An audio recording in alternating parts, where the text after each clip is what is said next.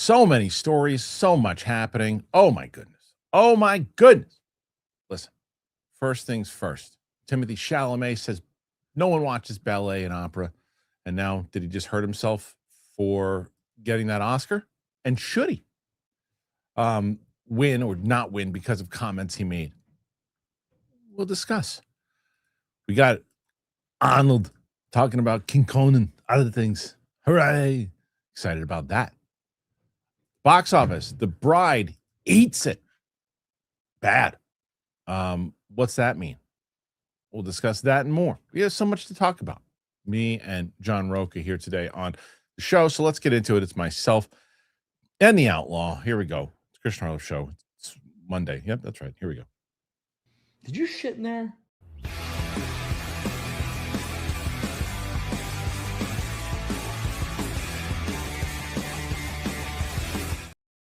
Welcome back to the show, ladies and gentlemen. It is Monday, or welcome to the show. I don't know. It's your first time here. The hell do I know? I can't see the future. I don't know everyone what you're thinking.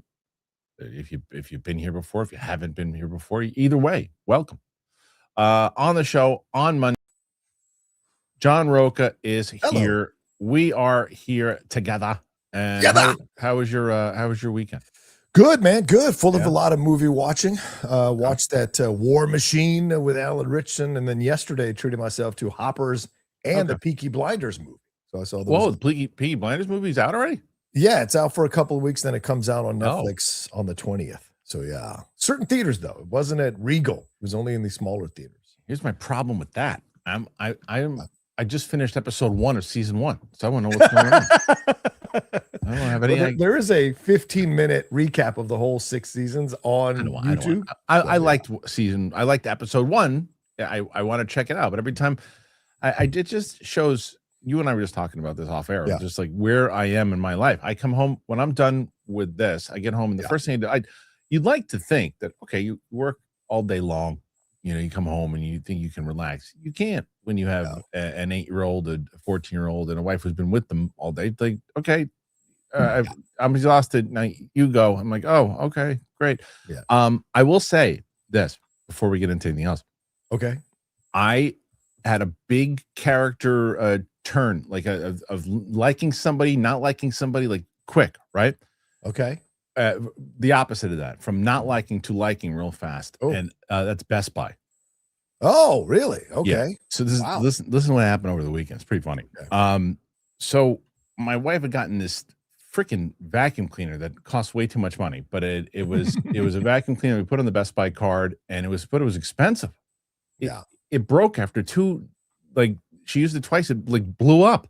Holy shit. So we're like, okay, and she bought it like 30 days ago, whatever it was. And I was like, okay, but if we just bought it, and it was sitting in the box, I'll take it back and just go into the store. And so I go into the store to return it. And I'm like, okay, I get it, the 30-day policy, whatever it might be. But I've been a Best Buy card member for a long time. And normally like, who cares? That's fine. Right. Oh my God. Dicks that I ran into at this particular store. Oh, they're horrible. Horrible. They're horrible. And the guy was so condescending. I even said to the guy, I was trying to charm him a little bit. And I go, come on. I go, listen, you know as well as I do that if I was your buddy at this point and I came in and I was a week and a half past the thing, you'd be like, all right. He's like, you know me? You know me? You know that I would do that? You know me? I'm like, come on, guy. What are we doing? What are we doing here? And then I'm like, all right, forget it. So I was pissed off about it. I was like, forget it. I just took it out, and he's like, you got to go through the manufacturer in this. I'm like, fine. So this is what I do, and this is hilarious. So I go and I sit in the car, and I shoot this video, and I go, Best Buy, blah, blah, blah, and I'm rambling about whatever too, and I go, I'm gonna post it. And what happened? What I do? Just mute it. How'd that happen? What happened? I can hear you. You're fine. There it is. I was muted. I was muted. Okay. I muted myself. So I post it. Yeah. And then I go, I'm watching it upload on Instagram, and I go, no, I'm not going to do that. And you don't want to be one of those guys. So So I go, no, I'm not doing that. I close it out.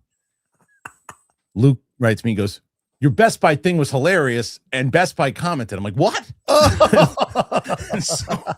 so I look, and I go, shit. And I deleted it off, and I responded, I'm talking to Best Buy. And then I realized that when you post on Instagram and post to Facebook.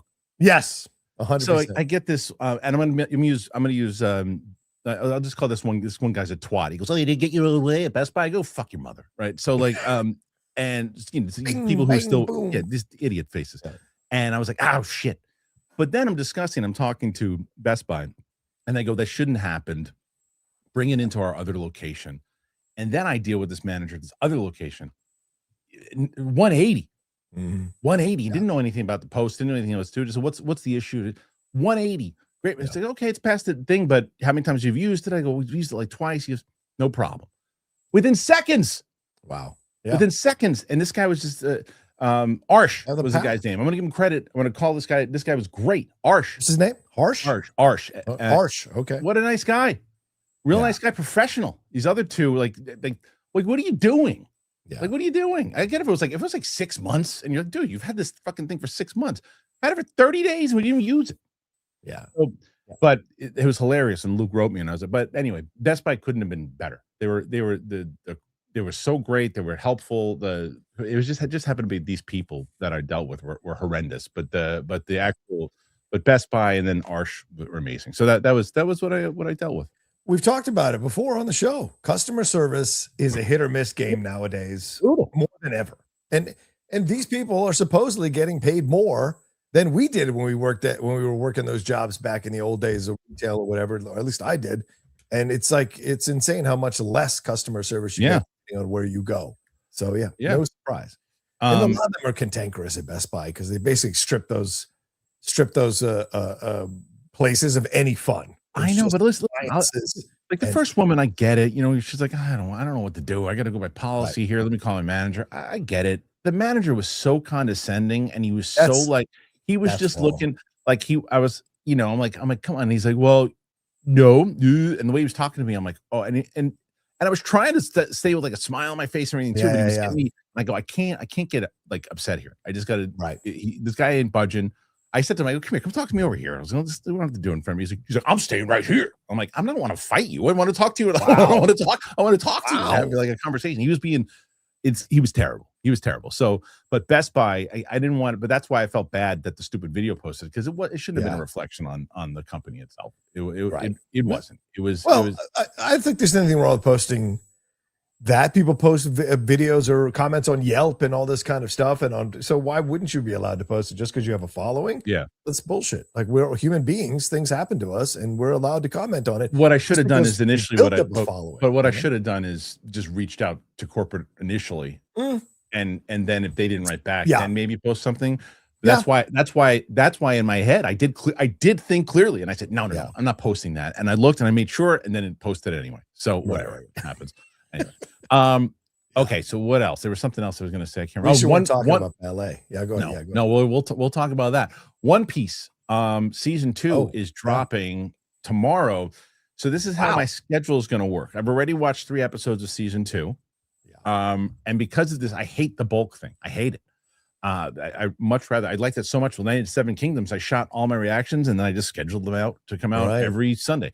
Can't do that with One Piece. So the way it's going to work is I'm going to release from Tuesday, Wednesday, Thursday, Friday, Saturday, Sunday, Monday, Tuesday. We're going to have 8 days in a row of One Piece season 2 that will drop. We'll drop it every day. So make sure you be on the lookout for that. As far as what about Game of Thrones? Game of Thrones will probably just be pushed. It'll still be Tuesday and Friday, but it'll be pushed a little later into the afternoon for those days. So again, I've watched 3 episodes. Have you watched season 1 yet? Of One Piece? Yeah. Dude, you got to. It's so much fun. Yeah. It's so much fun. Put it on the list. All right. Apparently, Chris Jericho's list, I think Timothée Chalamet would be on a list for a lot of ballet people. Check this. This is a story that caused a lot of outrage over the weekend.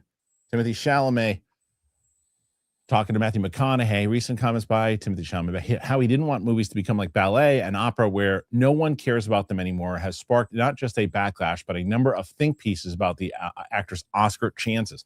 A little while back, Chalamet did a live conversation as part of a CNN and Variety town hall with Matthew McConaughey. The pair discussed the audience's appetite for slower-paced films, and the Dune star then discussed the struggles of movies themselves. making a not too flattering comparison in the process. He said, I admire people, and I've done it myself, who go on a talk show and say, hey, we've got to keep movie theaters alive. We've got to keep this genre alive. And another part of me feels like if people want to see it, like Barbie, like Oppenheimer, they're going to see it and go out of their way to be loud and proud about it. I don't want to be working in ballet or opera where it's like, hey, keep this thing alive, even though no one cares about this anymore. All respect to the ballet and opera people out there. I just lost 14 cents in viewership. I'm taking shots for no reason. The latter part of that statement in the clip spread like wildfire on social media in the past few days, with everyone from opera singers to Royal Ballet Halls responding on social media, calling it a reductive or disappointing take. More interesting, though, is that it led to a metric ton of editorials and think pieces about the actor's unconventional awards campaign push. Up until recently, the actor was seen as the clear frontrunner for the Best Actor Oscar for his work in Marty Supreme. But just as Oscar voting began in the last few days of February, momentum has shifted in favor of Michael B. Jordan. Jordan's win of Best Actor at the Actor Awards, especially coming right in the midst of the Oscars voting window, is seen as something of a turning point. At the same time, Chalamet's unconventional and aggressive campaign style has ruffled feathers, according to The Hollywood Reporter, whereas Jordan's more understated efforts and the overall broader support for Sinners over Marty Supreme has worked in Jordan's favor just as voting took place. Voting closed the other day. Still, Chalamet famously won the Actor Award last year, but lost the Oscar to Adrian Brody. So the opposite could happen this year. Chalamet could lose the award. Stop that. He could lose the award, but when the Oscar, certainly the Best Actor category has some serious competition going on. The Oscars themselves will be handed out this time next week. Is it next week, the Oscars? This Sunday. Oh, it's this Sunday coming up? Yeah. I don't care. All right. Well, let's start with this. Sure. I'll ask you point blank. Okay. Should these comments affect his voting for his performance in a movie? No, absolutely not. In a perfect world, this shouldn't matter one damn bit. Then hold that. Then I'll ask you a second one. Okay. Will this comment affect his chances for being in a movie and acting in a movie for comments he made outside of performing in that movie? What do you mean? Will this affect his Oscar chances? Is that what you're asking me? I would say it's much more complex because it depends on when. Right. The because voting. this clip went viral just recently. True. But these comments were made in February. So not a lot of people probably watched this conversation back in February. It's only recently. And the Oscar ballots or voting closed last week. So were enough people affected by these comments to vote one way or the other on it or affect their vote? And do these people actually legitimately care about opera or ballet to have it affect their votes? I don't know. I really can't assess that because we don't know the timing of how many people who were aware of this, were aware of it before they voted. So, to me, this is, if he loses, it's not about these comments per se. It's the age-old thing of, oh, you're up there? We're going to knock you down now. Yeah. And if you give anybody an opportunity to do it, they're gonna knock you down. Say something still. Look, were they stupid comments? Yeah. But here's the thing. Would I change my vote? I don't know if they were stupid comments. I don't even know if I'm on that, but go ahead. Yes, I'll tell you why it was a stupid comment. Okay. It doesn't matter whether you believe it or not, because look, we can all say if anybody in the comment section was like, I don't like ballet, I don't watch it anymore, I think it's a dying art form. No one's gonna bat an eye if Draws Walker 9 says that. Yeah. No one, it's fine if he says it. Well, I don't know if I agree with you. Timothée Chalamet is a big, he's got a lot of influence, and he's got an influence on a younger generation. So if he's talking about your business, you're gonna go, hey, dude, what are you doing? Right. Because he could easily say there are other art forms out there that were once revered that aren't anymore. Sure. But the reason why I still really like this kid is because he's real, and he's talking in a way that if you and I were talking and saying, well, I don't really think people care that much about ballet anymore, but you got to be careful when you're campaigning. That's a problem. It's like I saw our mutual friend Mark Andreyko posted on Facebook and said, is this going to hurt his chances now that he said that? I said it shouldn't, because it has nothing to do with his performance. Agreed. What are we doing? Are we voting on who good people are? Are we voting on and not necessarily that makes him a bad person, but are we voting on the best actor was? Because if because now I think that if he doesn't win, people are going to say, oh, he didn't win because of this. And if Michael B. Jordan or Leonardo DiCaprio win, they win because he said this. They didn't really earn it. I wouldn't want to win if I was them now. That's the tainting part of it. And I want to clarify my comments. Like I think what he said, there is an element of truth to it, because he was essentially implying that ballet and opera are no longer mainstream. If they were mainstream at any point in their existence, which I think they were back in the older days. And so he was just saying he doesn't want films to go this way and be part of a genre that is going this way, right? That's the way he looked at it. It was stupid of him to say it. Right. The content of the comments may not have been stupid necessarily. I just want to clarify that. The other part of it is, I don't think this should have anything to do with it. And what you were just talking about here, as you were laying it out, is like, this is the thing that you have to look at, is what if it's voting for his performance, that's what we need to focus on. But like, as you get older, this is what you realize. The what is it called? The idealistic version of the Oscars goes away, and you realize how much of it is a popularity contest, how much of it is political, how much of it is campaigning. Right. So we want to believe, and he's walking around there with a Kardashian, and he's doing all. People are gonna like, no, I'm not voting for that guy. Why? You don't like the movie? I didn't even see the movie. I just don't like him now. That's where the voting comes at. So I don't take these things serious. I don't take like I've said it many times over. I still to this day think that the Critics' Choice Awards are the most legit out of all of them, because the critics are the ones that are voting. They see all the movies. I agree. There is, and not to say that I'm not saying that the Oscars are not legitimate, but I agree. No, but what I would say is that if this scandal came around at this time, I don't know if I would necessarily think that the critics could separate it as well, because there's a lot of idealistic critics out there for sure. It's for sure. 100%. So, and how many people bitching about these comments have actually been to a ballet or an opera anytime in the last 20 years? I guarantee you a small percentage of them have been to a ballet. People have been looking to try to knock him down. It's anything. The dumb comments that he makes here, that he shouldn't have been as specific, but he felt like he was talking to his buddy, and he forgot that millions of people are going to see the comments. Well, that's part one. Part two is that he, like I said, he's got to be careful though, because I think he's one of the best actors working today. Sure, I agree. But what do you want to be known as, Tim? You want to be an actor? You want to be a celebrity, right? Because when there's certain, and sometimes you can't help it. Sometimes you can't help it, right? But you gotta look at which one you are. I would, and it's Oscar season. I get it. You're promoting. You're out there talking. If I'm him, I disappear for a little bit, and until my next movie, I do my movie, and then I just disappear from the limelight.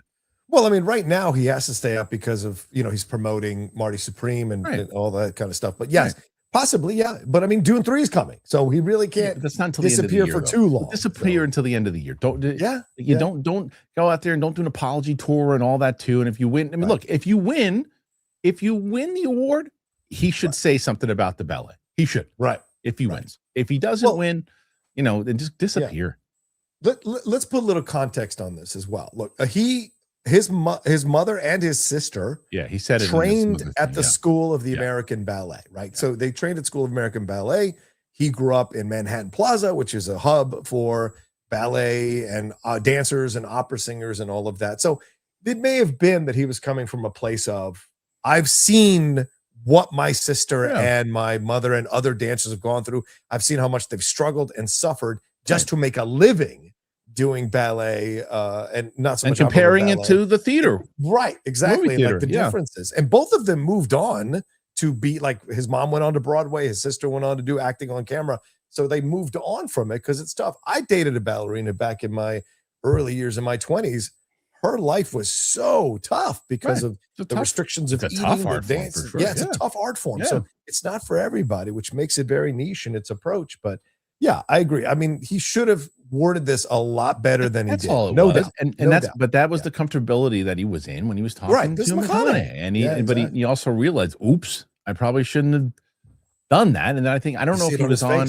I saw another clip where he was talking about the ballet and in lovingly a way. And I don't know if that was Damage Control or a resurfaced clip. I don't know what it was, but it's one of these things where and people get mad at me for saying this, but I don't care.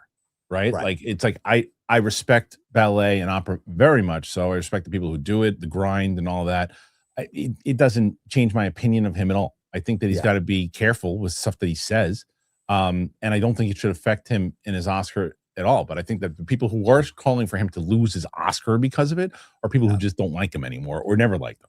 Well, I think what you said earlier is a great point. Something I thought about as well over the weekend. It's like, well, now if Michael B. wins as a black actor, which is really rare for a black actor to win a Best Actor award, now it's tainted because the white guy said something stupid and it was supposed to be his award. And the ironic thing is the votes were already in. Yeah. And now you're saying, you're giving essentially Michael B. Jordan a handout Oscar. And that's so fucking ridiculous and frustrating because you could argue the momentum was already shifting. Now this taints it because there's no way to really quantify how many people were affected by this comment and changed their votes and how many people didn't, or if this came out before or after people already voted. So it just makes it all the more kind of tainted in its way, which sucks. Reminds me of my buddy, Steven Azizi.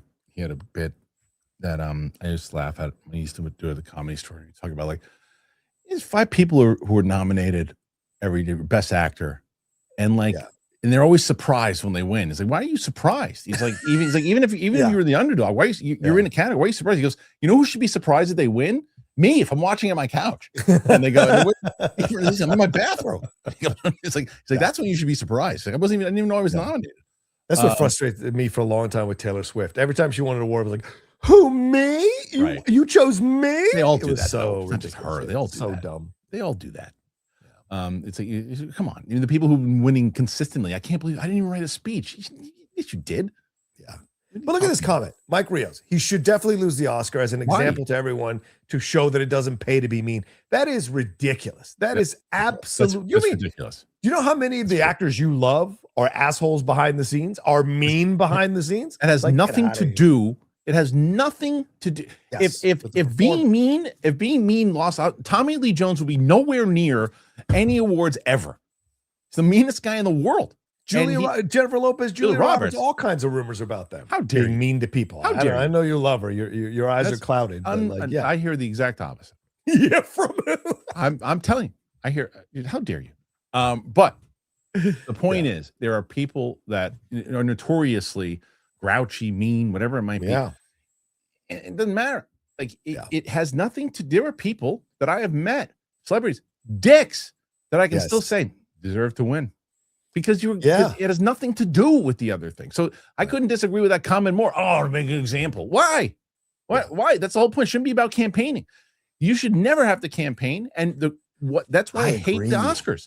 You should not have to campaign. The point is, what was the best? Not who's out there the most, showing their face and saying the things and kissing babies and holding up puppies. Who cares? Who is the best?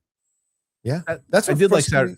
Sorry, I was going to say like Saturday Night Live's joke though, where they're like saying how opera and ballet is insignificant while promoting a movie about ping pong.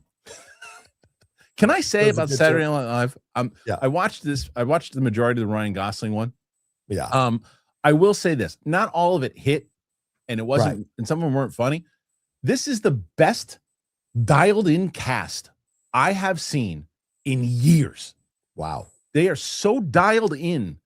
Okay. Like it is like the most like locked in actual Saturday Night Live performers as opposed to just random stand-up comedians who don't lock into characters. I couldn't believe it. I was watching. I'm like, wow, they're actually really locked in. I feel like, and again, not everything was hitting, but there was, did you see it? You see the Cyclops the one? Yeah, that was the Cyclops one was hilarious. It was hilarious. And they kept breaking, but it was like, but I felt like I was watching old school Saturday Night Live. There's more sketch artists there now than there was before. Yes. And I think Ashley Padilla, who I had my eye on last season as whenever she got on, she was so good. It's great to see how much she's exploded this season. She's essentially become their Kristen Wiig, their Jan Hooks. Yeah. Yes. She's great. Fantastic. Yeah. I just feel like to me, it was like, oh, there's actually some, like, it just seemed like old school Saturday Night Live. Like and even the writing is a little is better now. Like, again, there was one sketch. It was so like obscure and weird, but I was like, oh, they're taking swings. Like, the Willy Wonka thing that they did was terrible. Yeah. But it was, but it was, they were taking swings. Anyway, you were saying about, we're talking about Chalamet and comments overall, but I mean, in the end, it should be about the performance at the end of the day. And I agree with you though. I think we should never campaign. I think there should be no campaigns at all. The film should stand on its own. and the people who are voters are required to watch this stuff, and that's that. I wish they would kill all the campaigning, because I think that taints everything. And Weinstein really started it back in the 90s, and it's been tainted ever since. And there are some questionable victories, because you go, because the other artist or the other studios didn't have enough money to sink as much as Weinstein did into the campaign. So it's just unfair on so many levels. It's why it's one of the, it's another reason why, especially it's such an archaic thing to do five performances. It's so ridiculous. When back in the day when it was 5, it was all theatrical movies. Now there's so much, and there was 4 studios that were making movies with a couple of smaller, you had, like you said, the Miramaxes and other things. Now you have, besides the big studios and A24 and Amazon and, Apple and all Netflix, you get all these different things now, so many streaming things and so much coming. Just it was the stuff that was on the Critics' Choice app. You're like, boom, boom, boom, boom, so much shit. How do you pick 5 from that? Well, this is what I've been saying for a few years now, and Jeff and I battle about it all the time on Hot Mic. I think the number should increase. Agreed. Because the number of films 100%. has increased, including 100%. now international stuff, Kristian, right? We get Korean stuff, Japanese stuff, Norwegian stuff. There's all kinds of films, French, that are now being considered for the main awards. So if that's happening, we absolutely should expand the categories to 10 nominations. You don't have to hit the 10, but 10 could potentially be nominated. But people don't look at this comment. People don't change. It's keep it at 5. Adding too many nominees waters down the nominations. No, you know what waters down the nominations? 87 billion movies. I bet this person more. I bet this person watches sports. They kept adding playoff teams. Did it water down the Super Bowl, water down the World Series, water down the NBA Finals, water down March Madness? No, the numbers have never been higher. People don't like change. And it's how do you take 5 performances out of all? There's so many more movies. Yeah. I can't believe that anybody would write that. I can't, but he's not in the minority. There no. Jeff is the same way. It's such an archaic way to look at it, and it's so silly with all it. Yeah, it just waters it down. Then stop making so many freaking streaming movies. Yeah, that waters it down. There are more actors available now. People are seeing their performances, and I would argue that for years there have been great actors from other countries that never got recognition for their work, and it's frustrating. So the fact that it's now happening, it needs to expand. Speaking of happening, thank God Demolition finally going to the Hall of Fame. Hey, Demolition! It's my favorite tag team of all time. It's a good tag team. My favorite tag team of all time. Okay, that was when the tag teams did, when they actually played, and they actually treated the tag team with division with. You should interview him on the show. If you can have what's her face on the show, Penny Barber. You can have accent smash. Dare you call her what's her face? How dare you? Take a shot at Julia Roberts, and Penny Barber. How dare you? How dare you? All right, guys, what do you think about everything going on? What do you think about these comments? What do you think about Chalamet? Should it affect him at all? Put your thoughts in there. Let us know, and especially put it in the Clips channel. Please, we're approaching 20,000. Approaching 20,000 over there, so please subscribe. Please. All right, we have more stuff to discuss. A lot of topics for John and I to go over, but before that, I told you, I've been going to the gym a lot, been trying to take care of myself, and a real good way to do that is eating well. And Factor's been helping me with that. So let me talk about Factor. Warm weather's right around the corner. Shorts weather is right around the corner. I'll tell you, it's also that part of the year where eating well, it just stops feeling optional. So Factor, and I've been telling you guys forever about Factor, it's how I stopped letting a busy schedule for me be the excuse of why I wasn't eating well. They have fully prepared meals designed by dietitians, crafted by chefs. It's ready in 2 minutes. There's no planning. There's no cooking. It's amazing.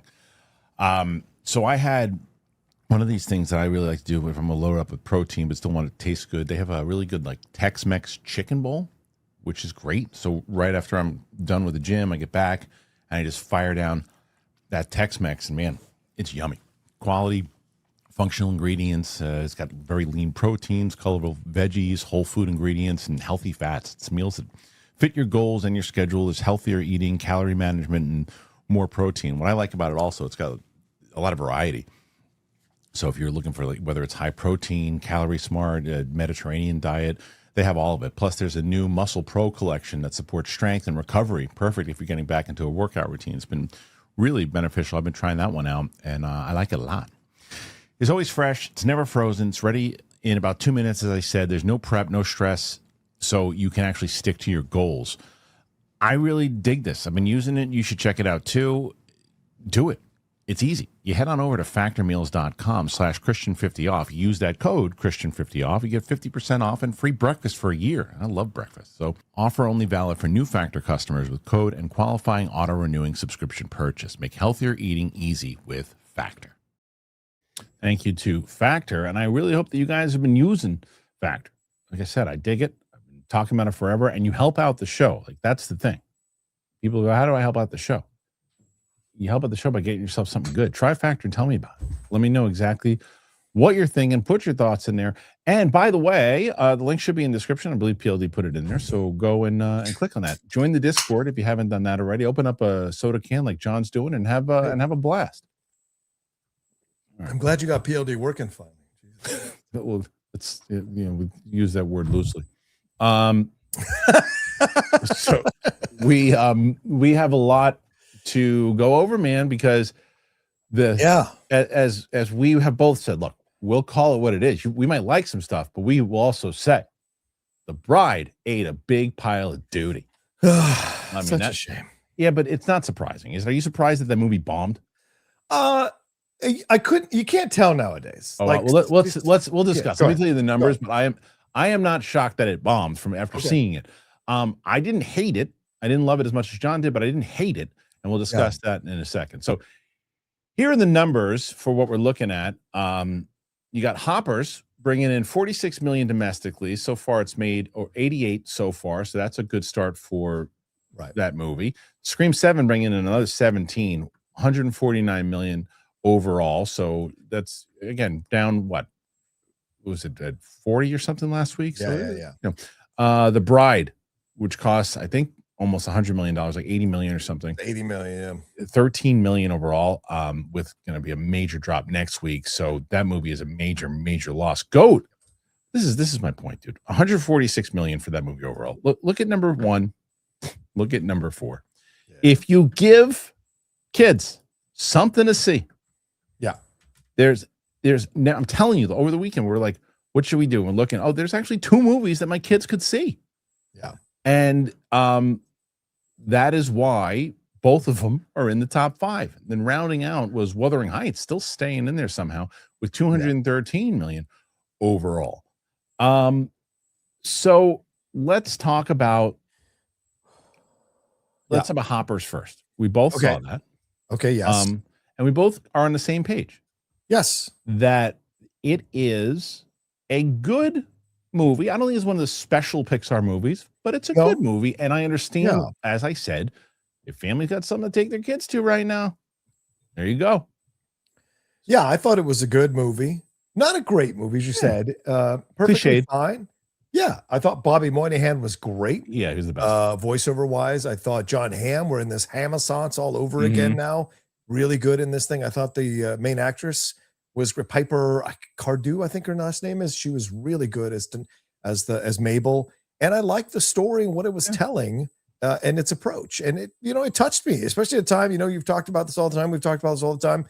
The need to bring people together who have different points of views. The film has a very strong message about that, about finding understanding between 2 people who have strong points of view. So I think overall, it really hit the mark of what it was going for. And I dug the animation. Yeah, the animation was really good. I mean, look, it wasn't very, they even play on the fact that it's not very original. Not only is it the Avatar thing of putting your mind thing into it, but it's also trying to save nature from people who are trying to knock it down. I mean, it's Fern Gully, it's Avatar, it's all that. But it's really about the relationship that she has with Bobby Moynihan's George. That's the best part of the whole movie. Yes. That's the emotional core of the whole thing. And it's a good watch. It's a good watch for sure. I don't think it's going to be the way that you talk about Finding Nemo and Inside Out and Toy Story. It's not in that category, but it's in a category of like, look, Pixar needed a win, and I think they got a win. Yeah, I think they did. Yeah. We'll stay away from the main story of this for a second, but we'll go to Scream 7. This goes back to the conversation we had a million times over. This movie, there will be a Scream 8, clearly. Yeah. I just watched the first Scream with my daughter who had never seen it before. Oh, and wow. It was pretty adorable. She's 14, so she likes horror movies and stuff too. And she was like, "That's a great movie." And I was like, but it's funny because she guessed it. And I wonder it's just because of how much has happened 30 years, of how filming. Yeah. But she knew it was who it was immediately. Yeah. Like, and she's like, "Oh, it's those two." And I'm I'm like, "Oh, how'd you?" Wow. I'm like, "No." I'm like, "No, I don't know." She's like, "You have a bad poker face." And I was, but anyway, we watched that, and made me realize. She even said they're going to make these movies forever, and I'm like, "Yeah, they are probably." And I mean, look, the movie dropped 74%, which is, I think, the second worst second week drop in the Scream franchise, but it made 150 million or almost 150 million dollars on a $45 million budget. Right. That's a hit. So you go forward. Yeah, exactly. Because that's what we discussed. That if you do if you make a movie for $45 million, if you and I are making that movie together and we're strategizing, we say to each other, we just got to make a nice bulk in week 1, and as long as even if we have a big drop in week 2, we can justify making an 8th one. Right. We made our movie. We made our movie, and we made if you made this movie for 80 million, then you're in trouble. Yeah, they didn't. They made it for 45. Their marketing, whatever, they'll cover that back. It'll make at a drop. They'll make an 8th, and they'll make it for $35-40 million, and they'll make money again because people want to see it. This maybe the controversy took, and the protest took some budget, some ticket away from it, not enough to not call it a hit. No, exactly. It's a very small percentage of all that whole situation. So yeah. So congratulations. So The Bride. I was so excited to see this movie on so many different reasons. The main reason, as I said in my review, and as I said in my other theater reaction, Jessie Buckley, right? Like, I was not familiar with her until our conversation about when you told me she's a tour de force, you got to watch what she does in Hamnet. And I was like, you are 100% right. She was amazing. I think she's she might be my favorite, working actress right now. I mean, after two performances that I've seen her in. The stuff with the Bonnie and Clyde stuff should have been the overall movie. If you want mainstream audience to hold on to this thing, and make money, it's too weird. And I like the weird stuff, but it's too weird and it's too confusing. This device that they have in the beginning, because I even talked to a fellow critic afterwards. He's like, wait a minute. So if that's going on there, how does that relate there? I said, to be honest with you, I have no idea. It wasn't explained well enough. And it's confusing. It's really weird. And it's not a mainstream movie, and it costs too much money to not be a mainstream movie. Yeah. So here's what I'll say. To me, normally I would make fun of a film like this because I would say it's too pretentious. It insists upon itself. It's avant-garde. It's Frankenstein. Why are you trying to bring art into Frankenstein? But I really liked it. I can't explain it other than the way they did it worked for me. I liked what Maggie Gyllenhaal was doing. I actually like the vessel they used to tell the story because it's a commentary on how women have been silenced and brutally beaten by men for decades, right? And so I think she made an art piece out of this movie. It was not supposed to be a mainstream, blah, blah, blah. This is Warner Brothers saying, here you go, Maggie, here's a pile of money. You're an artist. Go and make an artist's movie. And I think she did that in the end. Yeah, but that's a mistake if you're not making one battle after another, thinking like, okay, we're gonna make some Oscar moves here. That's a loss of money. But I think this looks bad for Warner Brothers if their movies last year didn't make a lot of money. The fact that they went on this run, they can afford this hit. They can afford this hit. And I think this becomes like a cult classic for some people because it's still 60% on Rotten Tomatoes, 77% on the audience score. So this isn't in the 30s. It's not a terrible movie. It's not terrible. It's just, the movie to me seems like, it's memorable, but it seems like it's two different movies in one. It's that art house movie that you're talking about, and then a mainstream monster Bonnie and Clyde movie that Penelope Cruz is in that movie, right? She's in that mainstream movie. And I liked her in the movie, but she's in that she's playing the mainstream role in this thing. Jessie Buckley's in both movies. Well, that's the problem. I think the Penelope Cruz Sarsgaard storyline is so undercooked It's actually the worst part of the movie, in my opinion. And there were reshoots. So and she's talked about how Warner Brothers had her cut some stuff. I think there's a vision of what she wanted to do, and what we got was a little bit of a altered version because of executives coming in and saying you need to do this and this because of the reshoots. The screenings, they did reshoots, and I think they changed and significantly enough of what Maggie wanted to do that in the end it kind of affects the film overall. But I still liked it. But look at the conversation we just had about Scream, right? As where that movie was a mainstream movie that cost $45 million and made money. The problem with this movie is when you make it for $75, $80 million, you have to, and this is the problem. This is the problem that comes with it. Is that because I couldn't agree with you more that the message itself is a very powerful message. But you're going to lose a lot of people on that message. I know you are in the mainstream. If you're trying to push, if it's like what? Oh, this is a monster movie. No, it's actually a female empowerment kind of movie. A lot of people are going to go, that's not what I want to go watch right now. Not to spend my money on in the theater. Maybe I'll watch it on Netflix when it comes out and see if I like it. Right. But you can do that if it's $30 million. You can do that. Right. And even then, you'd still be at a loss right now.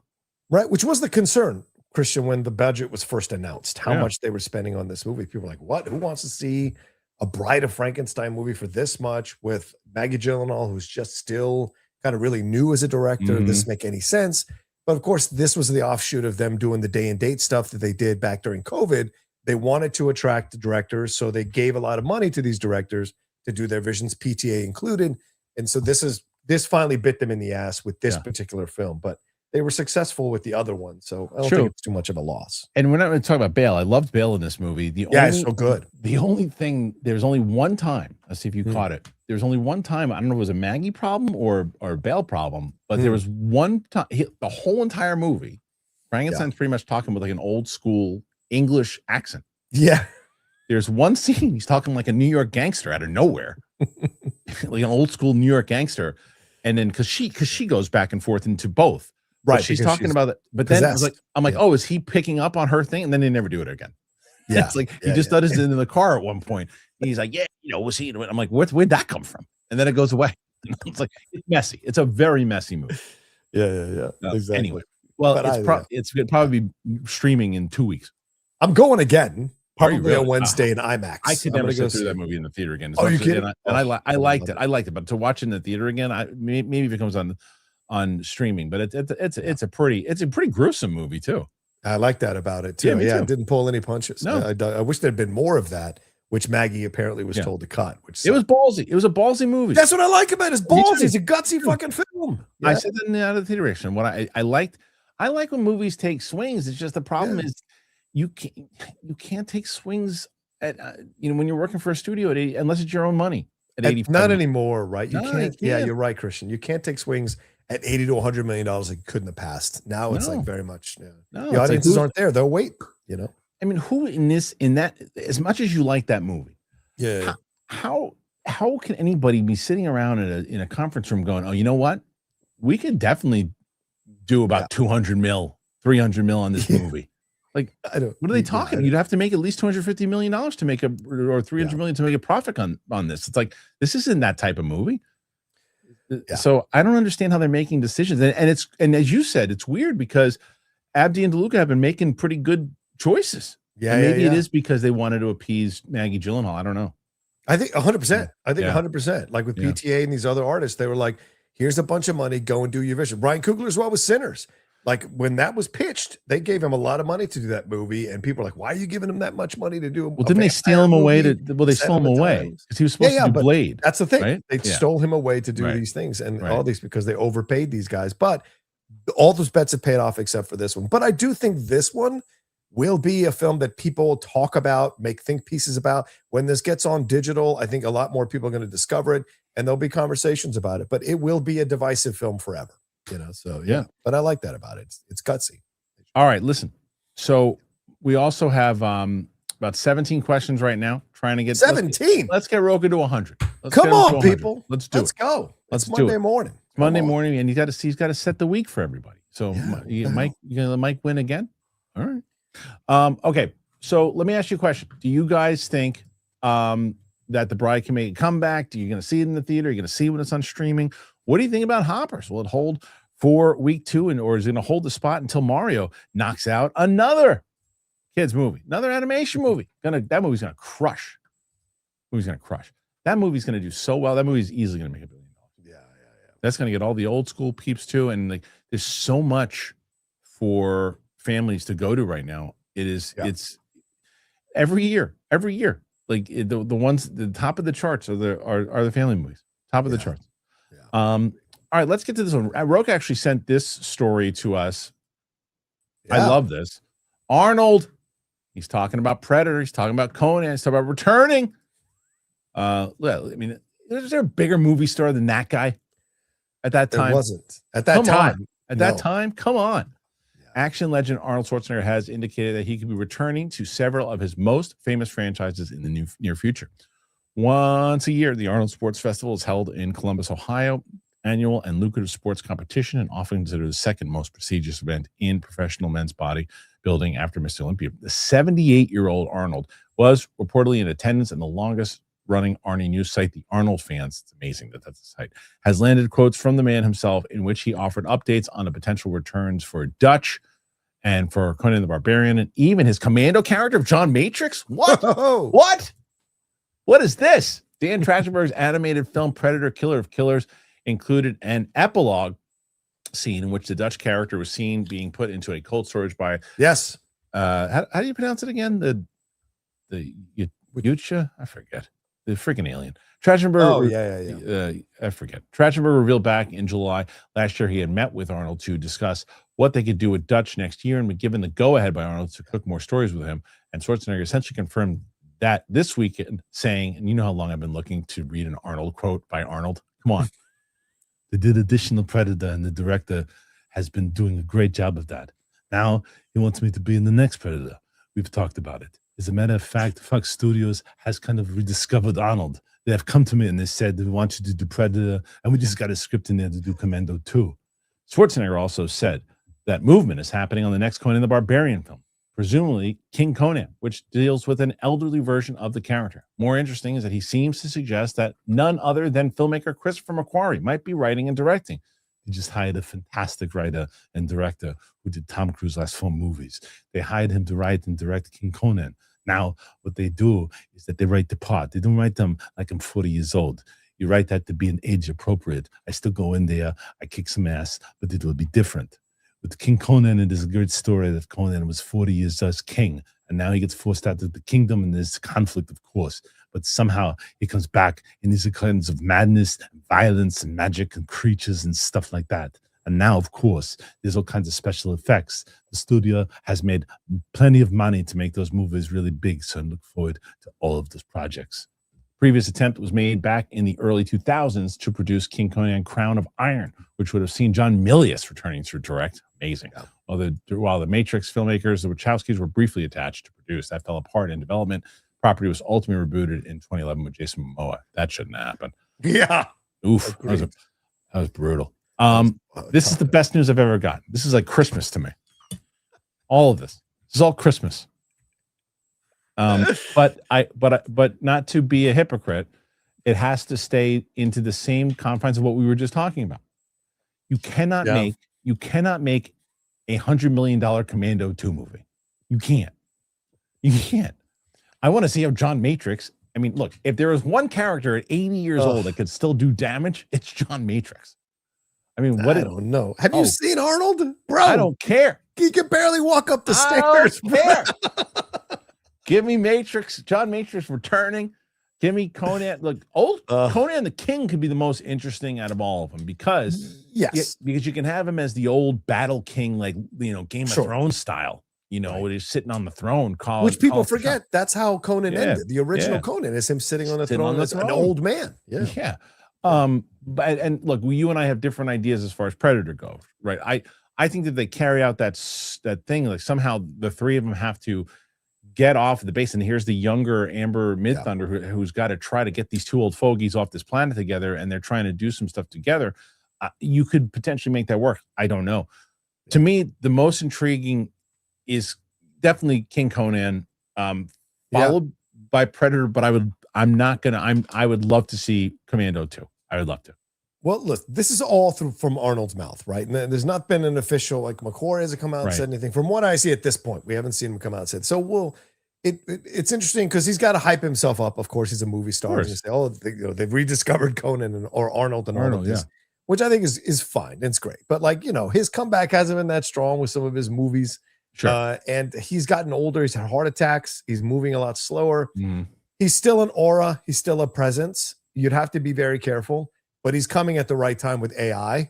And I guarantee you there'll be a lot of AI Conan or AI John Matrix, whatever it is, in his movies if he's to come back. The Predator one is the one that excites me the most because there's a current track record that is good with Trachtenberg. So I'll be curious to see how he would do that with Warshall. Sure. And I think he'd know how to use Arnold. He's been saying that he wanted to use him forever. Yeah, exactly. Yeah. And so, but the King Conan thing, it's interesting because he says he gets moved out, right? So who will take his spot? That's going to be interesting. A lot of people are saying, well, a young son, but who has the aura of Schwarzenegger at the theatrical level? I don't know that there's anybody. People say Alan Richardson, but he hasn't sold a movie. No, so not to that level. No, angle. That's my next question to you. Is do these live on Netflix? Because he had deals with Netflix. Does it live? Are they streaming movies or? I don't think McQuarrie is going to do anything for streaming. He wants and he's doing he's doing what the King Conan. If I was going to guess, I would tell you that. Look, the first Predator, the first Trachtenberg Predator was Hulu and crushed for Hulu. Yeah, true. Badlands was probably. I like Badlands better, right? But it did okay at the theater, if broke even, right? Yeah.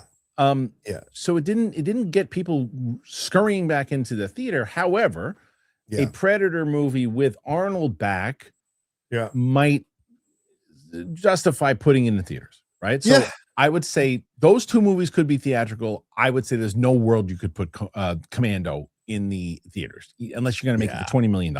You have to for 20. Yeah, you got to put that movie. If A24 does it or something, great. But if not, you got to put that on Amazon or something or Netflix. Yeah, for as much as we love Badlands, you were saying it's 105 million was the budget. It only made 184. Right. So it didn't even make a profit. So it lost money. So lost money. So all these people were like, they should have put Prey in the theater. Right. I think we'd have seen the same numbers. And where it was streaming was the right way to go with Prey, in my opinion. So, but you add Arnold to the Predator, now there's a possibility of more, of making more money. So I think it gets an executive sign off more so, and then like, well, Badlands didn't do as well, so they didn't really know. But Arnold's gonna come back. Oh, all right, let's try it. But if it doesn't work, it's over. But my concern is this. He's 78, bro. And we saw what happened when the Ultimate Warrior came back and they started doing a lot of things with him. He had a heart attack and died. And so my concern is if Who was that? The Ultimate Warrior. When he came back, they overtaxed him. And my concern is Arnold knows he's almost 80. But the Ultimate Warrior did steroids. Running out. Yeah, but I'm sorry. That was good. You caught me on that one. That was good, bro. But yeah, I have a fear that Arnie's going to kick the bucket trying to do too much at once.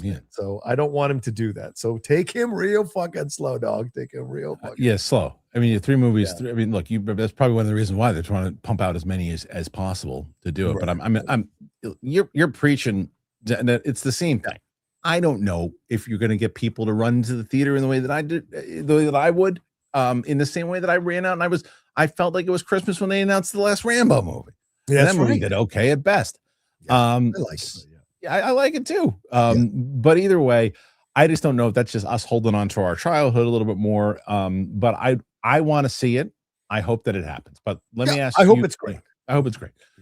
What do you guys think? Should Arnold make all of these movies, one of these movies, 2 of these movies? What say you? If so, which ones should be theatrical? Which ones should be streaming? Or which ones shouldn't happen at all? Make sure, again, you're going over to the Clips channel, please, and go and subscribe over there. Thank you very little. Okay. Here's one that, because we were talking about that Chalamet thing, and I don't really want to get into any more big debates anymore. Let's just go something a little bit more simple, something a little more fun. So why is James Gunn making right-wing extremists the villains in nearly every DC movie and TV show? This is an article by Comic Book Movies. Is it? No. So let's see. So this is comic book movie writes this one. DC Studios has a villain problem, and it boils down to a repetitive over-reliance on far-right cliches, an approach that may prove a turn-off in the long run for those on both sides of the fence. It's been over 3 years since DC Studios announced its Chapter 1 Gods and Monsters slate, overseen by James Gunn. Peter Safran. The franchise is off to a strong start. Superman was last year's highest-grossing blockbuster. Is that true? Yeah. I thought Minecraft was. Well, I mean, that wasn't considered a blockbuster movie coming out. It became one because of how people like it. But that's no. Superman was the last year's highest grossing comic book blockbuster. It wasn't the highest grossing blockbuster. That's not accurate. Even though several projects have failed to come to fruition, the Creature Commandos and to a lesser extent Peacemaker Season 2 have also received positive reviews. 2026 is going, and Jurassic World did better than that one too, by the way. Good point. Yeah, so it's a comic book movie. That's probably right. Yeah, 2026 is going to be a big test for the studio, as Supergirl, Lanterns, and Clayface were neither written nor directed by Gunn. However, his fingerprints are all over at least two of them, particularly when it comes to the villains. Villains who are blatantly inspired by the filmmaker's disdain for the right-wingers who got him fired from Guardians of the Galaxy Volume 3 in 2018. What? Given the current political climate, this article will likely stir up very different feelings for those of you reading it. With that in mind, let's make one thing clear. This is not an attack on conservatives or those who would consider themselves on the right. Extremists are on both sides, and extremists on both sides of the fence are problematic. I mean, I agree with that. And the characters we'll talk about here, violent incels, conspiracy theorists, spreading fake news on social media, racist Nazis, are without villains. They're not being defended, and we're not taking aim at Gunn for portraying them in a deservedly negative light. Okay, that's fair. The bigger question is, why have right-wing extremists started dominating the DCU? In Creature Commandos, the sons of Themyscira were incels and gun-toting rednecks. Superman saw Lex Luthor using mind-controlled monkeys to convince the world that the Man of Steel was some sort of harem-seeking pervert, not dissimilar to how some of the far-right once weaponized Gunn's crew jokes from the past to convince Disney that he deserved to be fired. As an aside, he shouldn't have been fired and has apologized for any offense caused years earlier. The majority, including the Guardians of the Galaxy cast, agreed that Disney massively overreacted. Peacemakers, Earth X inhabitants for racist right-wing Nazis. Meanwhile, Supergirl test screening leak had claimed that the creme of the Yellow Hills leads a group of sex traffickers, all of whom sound an awful like women-hating incels rather than the murderous pirates from Supergirl Women of Tomorrow. In the case of Lanterns, while we're expecting some sort of cosmic element to whatever threatens the peace of the American heartland, it's rumored that they're also far-right extremists and conspiracy theorists. Why would they change the pirates thing from if it worked in the comic? All right, I'll bring it. That would be a mistake. The comic book Brainiac sets out to acquire all knowledge in the universe, but at this rate, it feels like we can expect Man of Tomorrow's version to be racist incel who comes to Earth because he thinks Superman is a Chad. That's an over-the-top example, but there's a through line in the DCU where Gunn's understandable disdain for the far right is seeping into almost every story. We can't discount the possibility that the filmmaker is simply looking to reflect today's world, even if turning to right-wing loons as an easy target for these DCU projects feels a tad reductive and lazy. Ultimately, whether this pattern is intentionally social commentary, reflection of Gunn's past experiences, or simply the easiest shorthand for contemporary villains in today's politically charged climate, it runs the risk of defining the DCU's antagonists in a very specific way.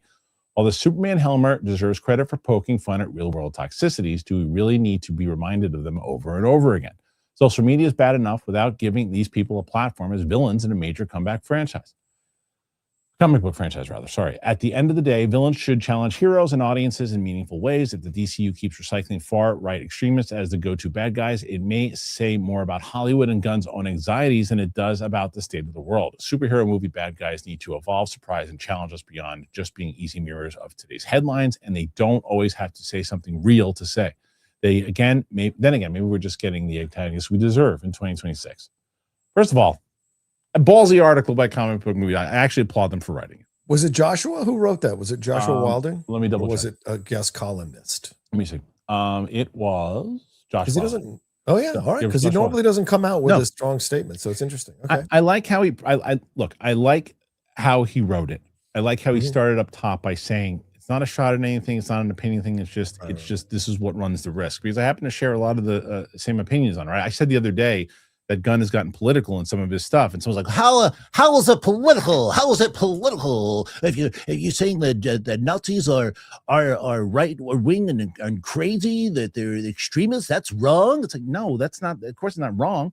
But you're looking at but you're also reflecting in a lot of, like, you can tell he's got a certain point of view that he goes with, and it's Peacemaker, from and I didn't finish the whole season. People kept saying, "Oh, he didn't even watch it." I was like, I did. I watched like 5 episodes of Peacemaker season 2, and from what I saw, he was doing, and there was a lot of stuff, and even in his jokes and other things that he does. Right. I think that as a creator and the guy who runs it, I think it's a different thing from when you're the director and writer, and you have your thing. This is my point of view and what I want to say. It's on the studio execs to go, we're going a little too far there. We want to go here. We want to here. When you're both, no one can tell you what to do. I do, as you know very well with me, I do think that you can do that a few times if you consistently do it. So I asked the question about Supergirl, if they change this too, even if, because yes, as they say in there, all those people that you are Nazis and all these people, of course, they're the most evil people in the world, and the extremists and the people who are doing racist and everything. Of course, they're the worst people in the world.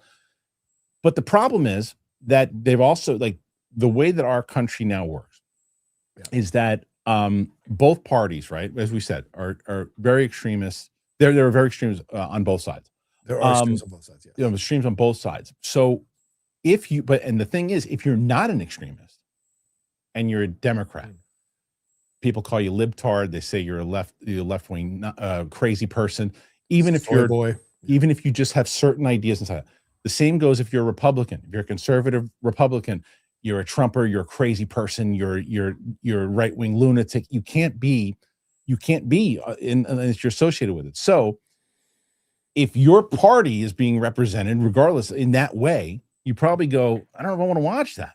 Because I know Republicans that are saying, I don't want to watch James Gunn stuff anymore because he just keeps going after and keeps doing the same thing over and over and over and over again. I think that's a problem. I think that they make good points. I think there's some things that are I think they're reaching a little bit in this article, but I understand where they're coming from.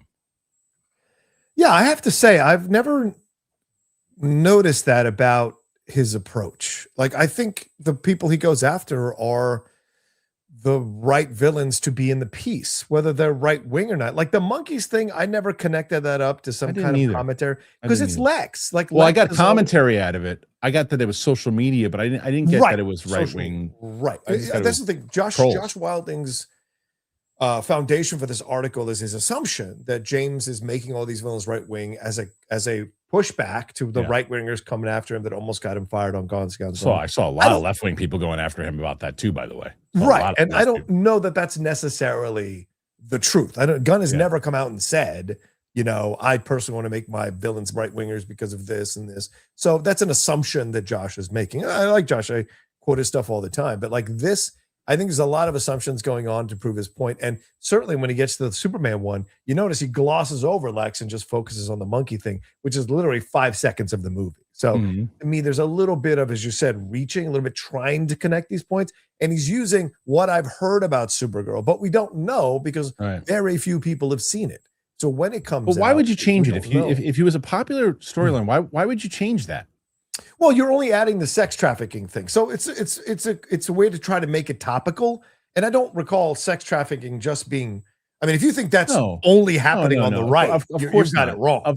Of course not. But I think it's more for me about the creative side of it, where like the whole reason that I've said I have any interest in this movie, right, is because of how revered the graphic novel is. Yeah.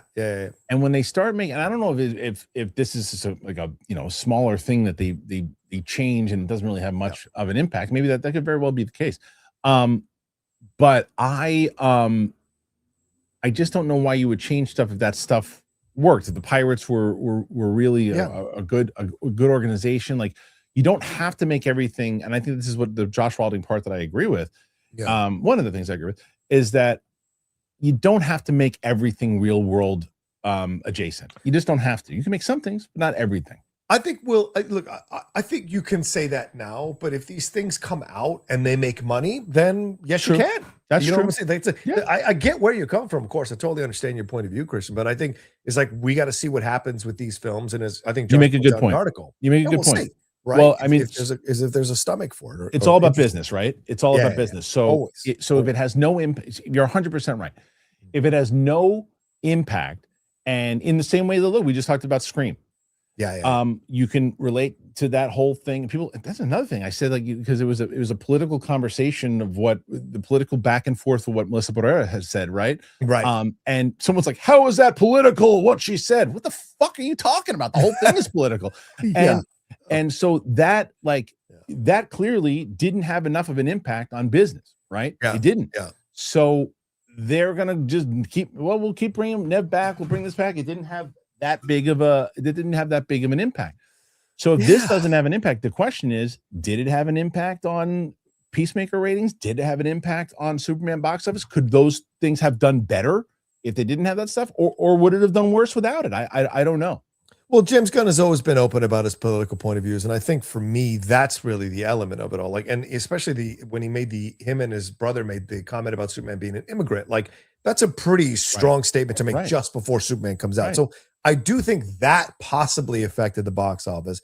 I don't know necessarily that there's been enough evidence to be like, he's making only right wingers. Like the Nazis in Peacemaker season 2 are one episode, and there's not necessarily an overt allusion to them being extreme right wing. They're white Nazis who are white supremacists, right? Those have always been the villains. The fact that the right wing has taken some of those ideologies and some of their comments in political recently, that does not make that the fault of James Gunn for making those people the villains. Like, that's the thing that I think is a bit more complex and nuanced here. 100%, but it doesn't change the fact that those people might feel like they've been lumped into that, right? Yes, 100%. And that's the business side of it, where I would be if I was Warner Bros. I'd be nervous. I'd be like, okay, look, yes, you might not be taking shots at those people there, but they feel like you are. And if they feel like you are, they're not going to spend money on the movie. Well, and that goes back to my previous point, though. Is that if you're making a movie, if James Gunn's making a movie for $30 million, it's the same thing as about the Acolyte. If you're making a movie, if you're making a show for $30-40 million, then play to one side. It doesn't really matter, because as long as that side sees it. But when you have a budget that is that big, you cannot do that, because you have to get everybody in the theater. And that's the way I look at the thing. This is where you and I differ, right? Because I think that's what and in no way is that a difference in terms of one's better than the other. Your approach is much more about, like, I want to get as many people in the tent as possible, and to entertain them as much as possible. And I totally respect that. I'm more, of course, a little more of the other side with my point of view. So I'm happily do a 30 to 40 million movie, because I get to do my point of view. I would never. So we're on the same page. But you wouldn't spend $200 million to go to your side. I would not. Because I know it would be a huge risk that I'm taking, that people won't come to see it. So you've got to.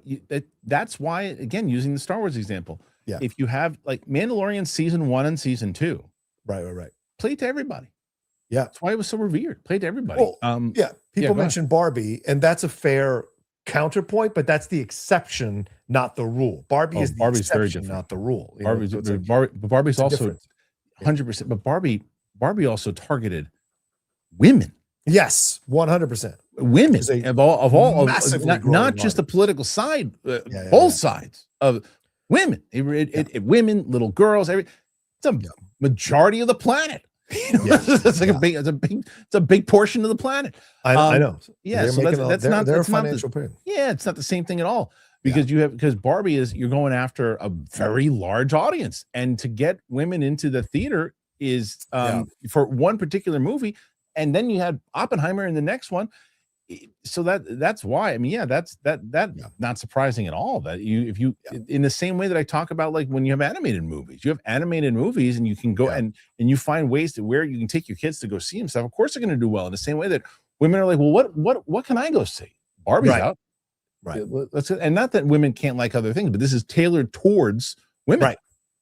It's commentary for that. And women are a growing political, financial power all around. 100%. And that, as opposed to, like, The Bride, right? That was a woman empowerment movie. You can tell, and it was marketed as such, and everything else too, and the trailers and everything too, is not.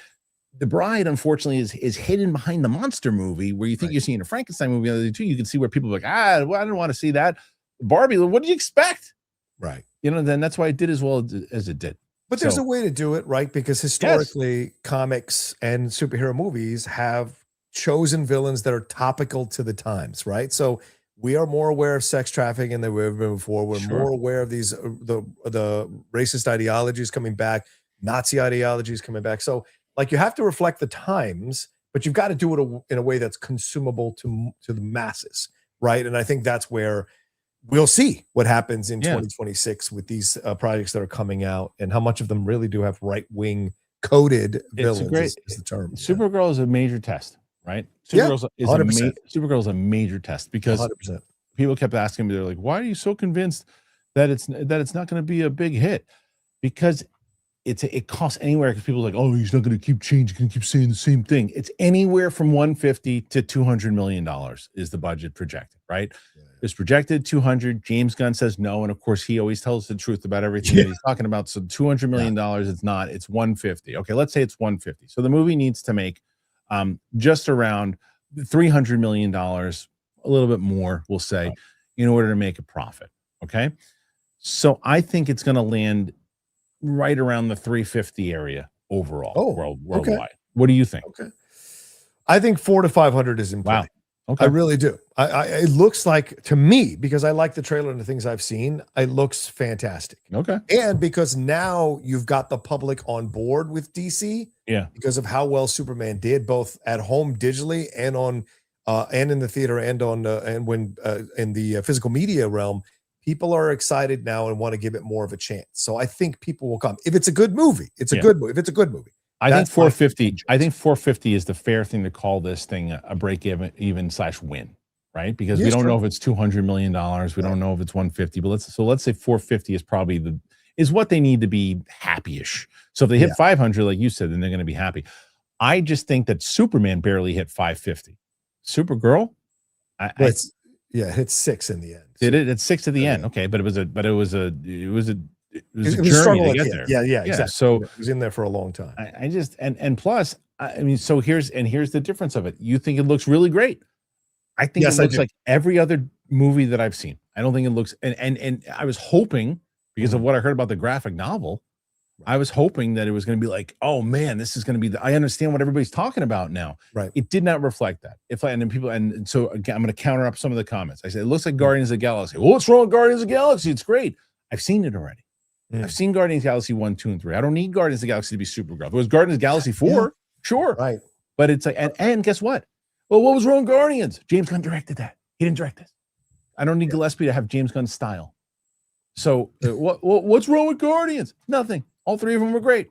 They're good movies, but they're Guardians. Is this Guardians 4 or is it Supergirl? And the answer could be, it might just look like that in a trailer. Right. And in the movie itself, it reflects something completely different and reflects the novel itself. What I've seen in the trailer so far, it has. I'll see it and for the press screening and go, okay. People are hyped for this movie. I am not hyped for this movie at all. Yeah. You know what has no hype, and it's coming out in. Let me do it. Let me do it.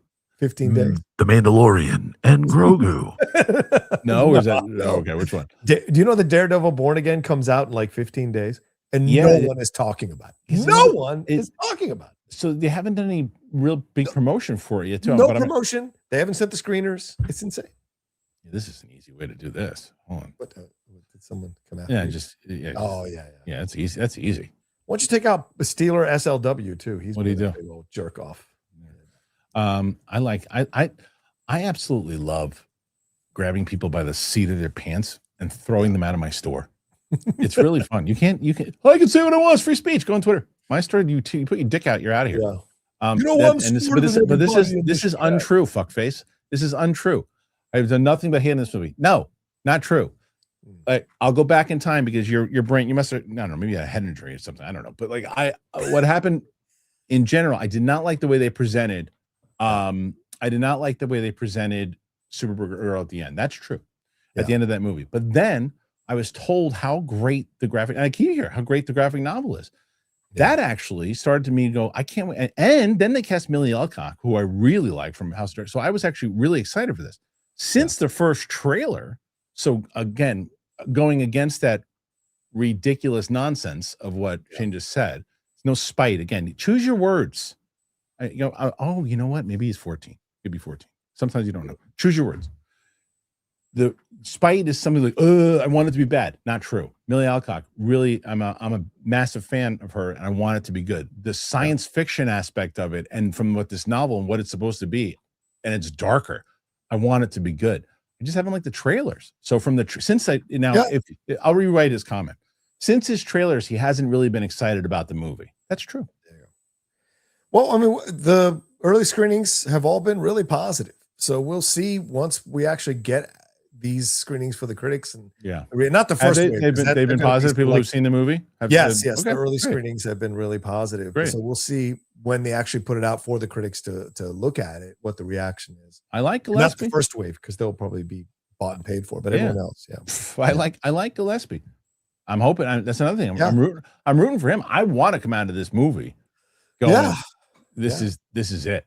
Like I'm really excited for people to see this movie, because I have walked into movies before going, I don't know about this, and then going, oh my God, I love being surprised by a movie, and I just haven't liked the trailer so far. But again, some people, the internet has ruined people. The internet has ruined people. They just, if you don't like what they like, you're a hater, you have spite. It's like it's just someone who hasn't gone to school long enough, I guess, because like that to me is just like you gotta pay attention more to what people actually say, because that's the problem people get into with each other, is like if you and what we were just talking about, if you lump people in to something because they don't say something that you like or don't like the thing that you like, then you're a hater, you're this. It's such nonsense. It's just nonsense. Anyway, what do you guys make of this article by Comic Book Movie? Do you think that there's some merit to this? Is John 100% right? Which I think he makes an excellent point. You got to really look at the numbers after all these things come out, and if it does prove true and people are going to see it, then why would you change the thing? Put your thoughts in there. Let us know. All right, John, let's do it, man. Let's get into these questions. All right. So we got 30. Well, I don't know if we have 36, because I thought someone, because as we've said with Mike had 121, but they were super stickers. We don't count the super stickers. So it was 119 for Mike. So I don't know how many super stickers. I saw a couple. So we'll see. Right now, I think it says 36, but we'll see. Come on, people, get us to 100. Let's go. Bobby, side note, daylight savings time sucks. You're preaching to the choir, Bobby. I preach, my friend. I hate it. And my kids, oh my God, nightmare. Had a hard time falling asleep last night and woke up earlier than normal. Probably crashed harder on 2. It's the worst. Getting my kids out of for school. Oh my God. Oh yeah. Really, really bad. Horrible. I always stay up extra late, and that way the next day I'm totally wrecked, and then my body acclimates the day after. So that's what I usually do with it, because it's frustrating. It's the worst. Bobby follows it up and says, I'd be surprised if Chalamet's comments affected his Oscar chances. Voting ended last Thursday, and his comments resurfaced and made headlines on Friday. I agree with Bobby, and I think that if he lost, obviously he already lost, because before these comments came out, and I think that people were just getting tired of him. I think he deserves to win. I think he had the best performance. Even though I liked Leo, I think that Chalamet should win. But I'm not as confident as I was, a month ago.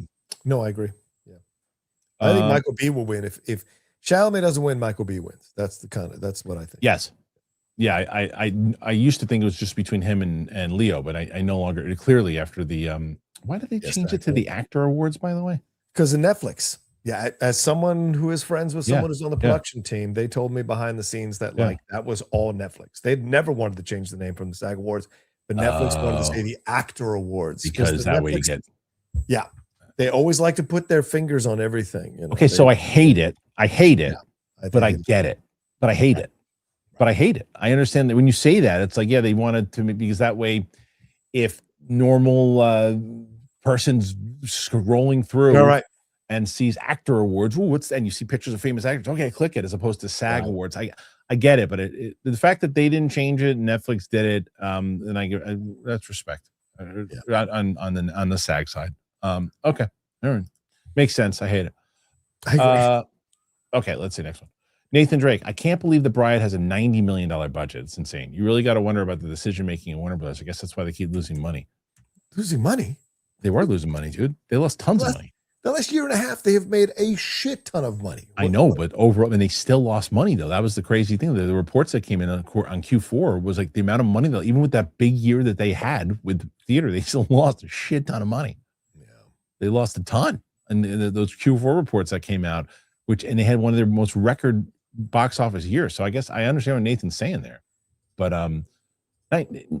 no one, that movie shouldn't have been greenlit for $90 million. Nuts. I don't disagree, but of course, if the movie had been a hit, then you're like, wow, I can't believe it was so great. So you took a chance. You took a chance. Yeah, but when you greenlight Sinners, and how much does Sinners cost? Sinners couldn't have cost more than 90 million. Sinners 90, did he? Million. Okay, Yeah, all right, but it's a vampire movie, and it's also it's a racial commentary movie. Yeah, it is, but it doesn't seem like, but it's got characters that you can follow. It's got an emotion through line throughout. It's not confusing. You clear cut. You know what it is. It's got mainstream stuff to it for sure, and you can understand why you would take a shot at that movie. And it's got big stars in it. It's again. It's, you said it. The Bride feels at times like an art house film. And the other one battle after another, which lost money, tons of money. Lost money. Yeah. But it's PTA, and it's old school PTA taking a shot at him, and in releasing it at a time where it's going to be in contention, the gamble pays off. This gamble didn't pay off. Yeah, I mean, One Battle was never made to make money. It was made to get awards. No. And studios do that. Studios absolutely go, we're going to lose money on this, but we want the prestige of the awards, because then other artists will want to work with us down the road, and then we'll see if we can make money off their movies. So that's kind of how they went with One Battle. But Sinners was the chance, 90 to 100 million to make a film about how white culture is a vampire to black culture, that and showing vampires, that was a hell of a chance, and it worked, So yeah. If it had tanked, you'd say, why would you spend that much on a film like this? But it didn't, so you don't. But with Bride, you do, because it was less, as you said, it was a little confusing for a lot of people. So, yeah. Mike Joyce, The Bride was a mess. Yep. Apparently, studio interference ruined it. Yeah. Hopefully, they can release the Gyllenhaal cut one day and watch it. I mean, but that's always the it very well could be true. It very well could be true. But isn't that always something we hear now? If a movie doesn't do well, the studio's involved. 100%. How much? As if the studios have never been involved all the time, right? Like what's that cut? Is the cut more gruesome and more obscure stuff? Because that would have done worse. Well, Rogue One's the rarity, right? When no one ever says World War Z came in and saved my movie. World War Z also. Right. Yeah. But yes, you're right. You're 100%. Oh, we didn't read that article. There's a Kathleen Kennedy thing. Well, if we run out of questions, I'll read that story while we try to buy some time. Shut up, Ralph. Sean Penn won the BAFTA and SAG. Does he have a shot now? He clearly has a shot. I hope so. He's in. I mean, that's the one that's open. That's the most open category. That and Best Supporting Actress, right? Yeah. Those two could go anywhere. I watched Sentimental Value again over the weekend, and I'm like, do I really think Stellan is better than Sean Penn? I don't. No, I don't either. Yeah. He just does this most of the movie. He's great. He's great, but he's doing. I've seen him do that before. Yes, 100%. Yeah, it's like Alan Arkin in Little Miss Sunshine. I've seen him do that act. I've seen him doing it for 40 years. He's great. He's great, and you're going to get a Eddie in Dreamgirls. He's not. Sean Penn is doing something that is just. That's one that if he loses, people are going to. How did he lose? In the same way that how did Stallone lose to Mark Rylance? Yeah, Mark Rylance. That was ridiculous. Come on. Like, so that would be one of those things down the line. There's no world where Sean Penn should lose. It was the best. It was in that Vince McMahon walk and everything he's doing in there. It's crazy. Can't 6721. Hi. Hello. Gopal. Shakespeare was mass market at the time. You were there, Gopal? You were there? Here you go. But I don't know if ballet was ever mass. I've only seen ballet when my niece was younger. I know what he's saying. I mean, it was mainstream for like the elite. Opera was big in the like early 1900s. I mean, you had like even into the 1930s before, like Mario Lanza. Like, there's a lot of mainstream opera stuff. If you guys don't remember, like they had opera people on like variety shows. Beverly Sills was big in the 70s and 80s as an opera singer on variety shows. So there was opera and ballet that was mainstream, but that has changed because movies have become much more of them in TV. Carlton Rudder, London Calling, 80s, 90s classic, first timers this weekend, Total Recall, RoboCop, and Scream. Great to listen to the Cinephiles episode after each movie. Do you did all three of those? Yes, we did all three of those, which was a lot of fun to do those three. Yeah. I don't know. So Steph and I are supposed to do, we're going to do a reaction soon. We were supposed to do it tomorrow. She's not going to remember. I think I know her next movie. I decided which one it was. We were going to do Born Identity. We're going to get to them, but we're not doing that next. I realized the movie that she has never seen that, and speaking of The Bride, that I think would be great. I think she'll love it. Young Frankenstein.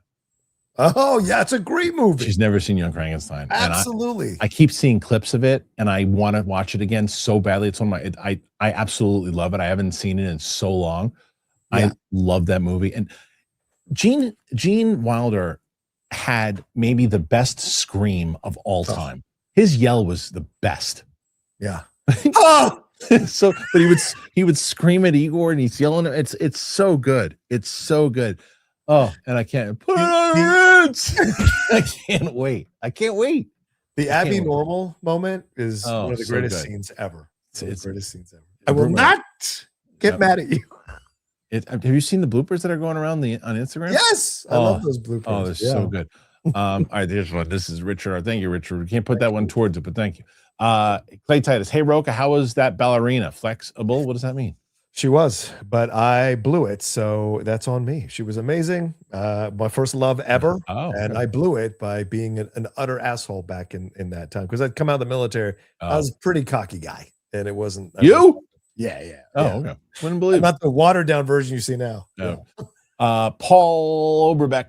Did you hear that the showrunners behind Dark and the actress who played Teen Martha are doing a new thriller series on HBO Max? I didn't, but I'll be watching it. I never watched their follow-up season, the series that they did though. Did you? No. What was the follow-up series? Oh shoot, what was it? It was like on a submarine or something. I can't remember. No, it wasn't. It was that dude. That you're happy with that joke, huh? I blasted through that series. I know you did. I know you did. I blinked. Really like you're like farting in the tub. Cracking yourself up. 1899. That's what it was. That's what it was. And I didn't watch it, but I absolutely loved Dark. I mean, it's one of my favorite series like ever. So I'll be into it. See what it is. Was it Dutch or German? What was Dark? Was it German? Yeah, German. Yeah, it's German. Mike Joyce, not fair. KC signed Kenneth Walker. Oh, there you go.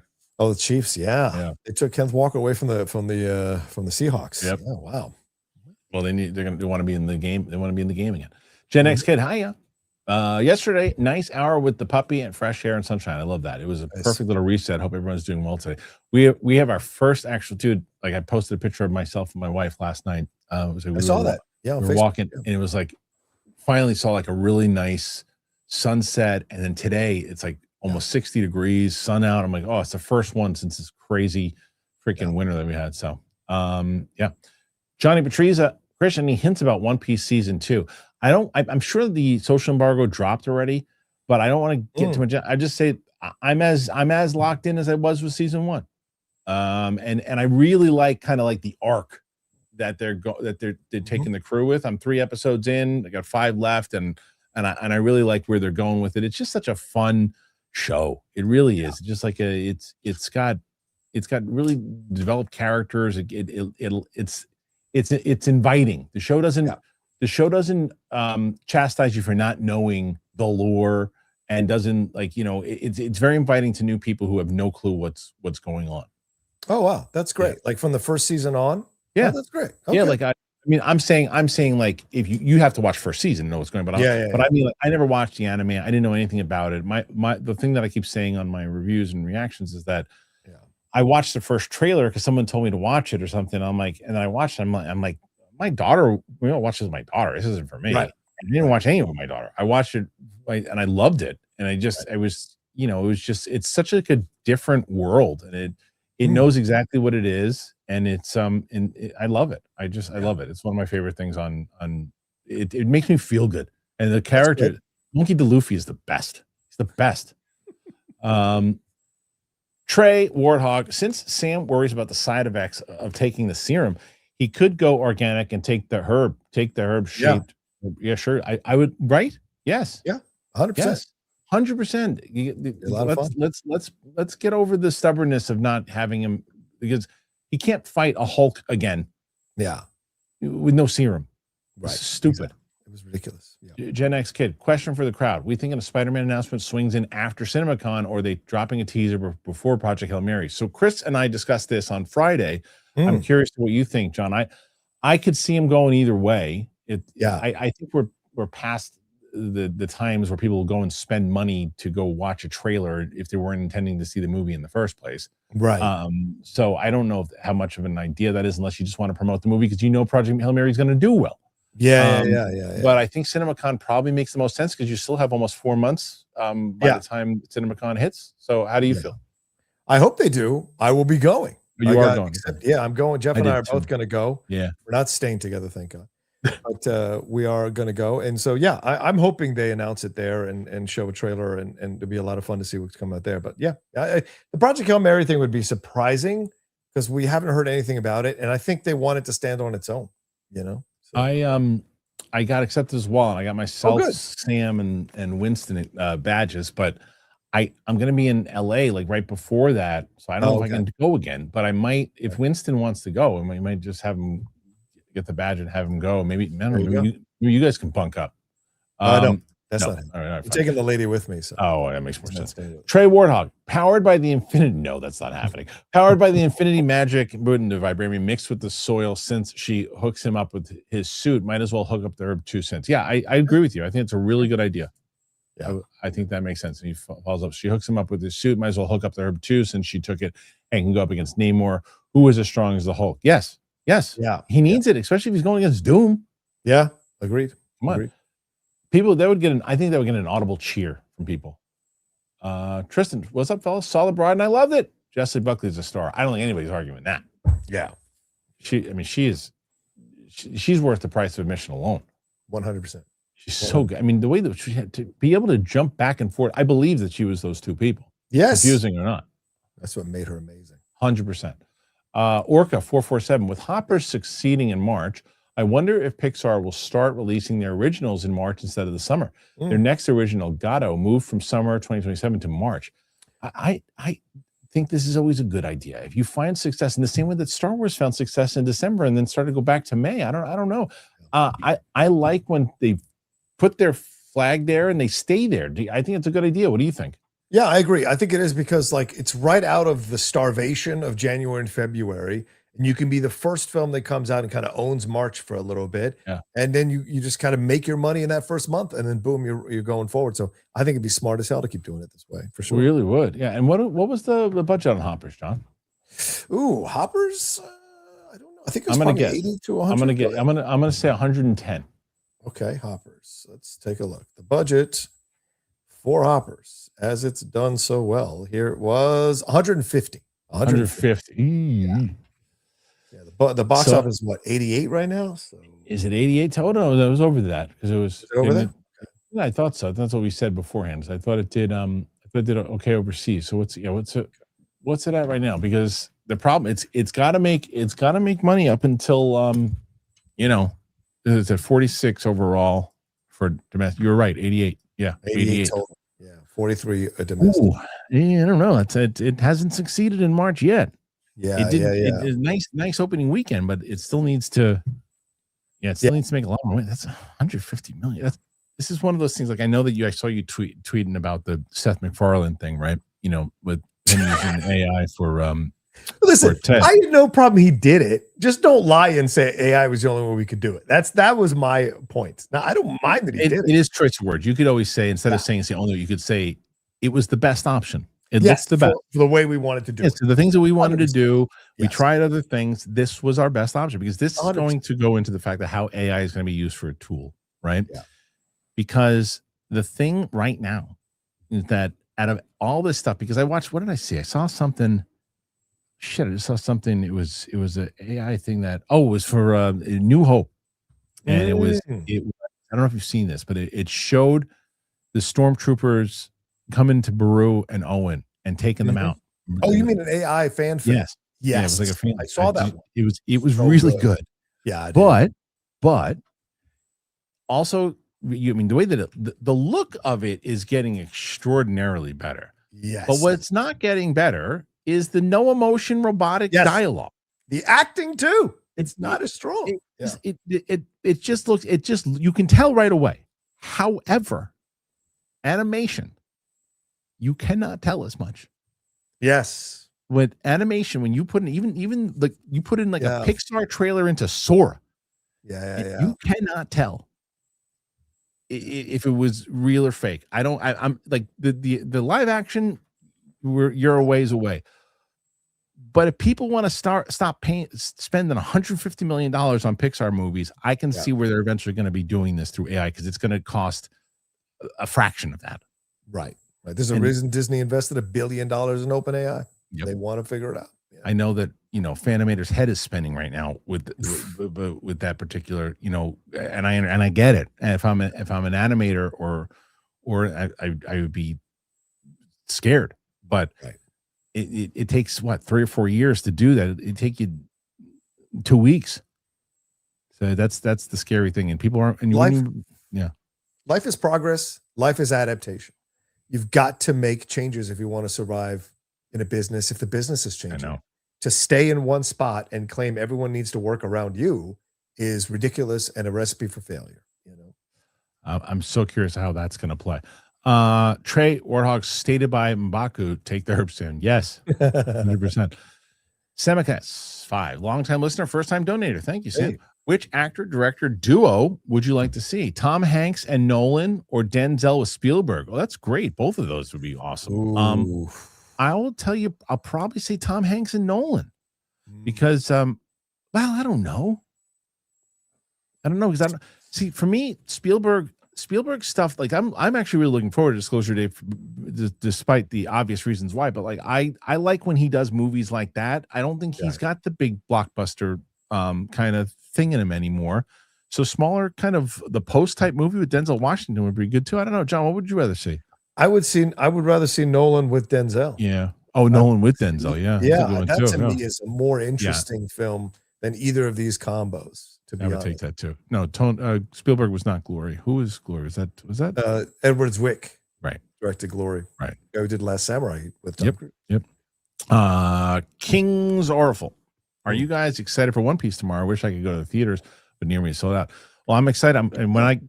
I've watched 3 episodes already. I'm going to watch episodes, I think 4, 5, and 5, or maybe 4, 5, and 6, depending on if Sam comes in tonight to record some of these reactions. Have you seen her reaction yet for the Jon Snow fake out death?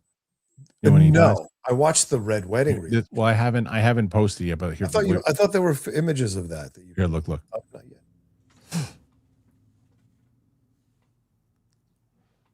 What?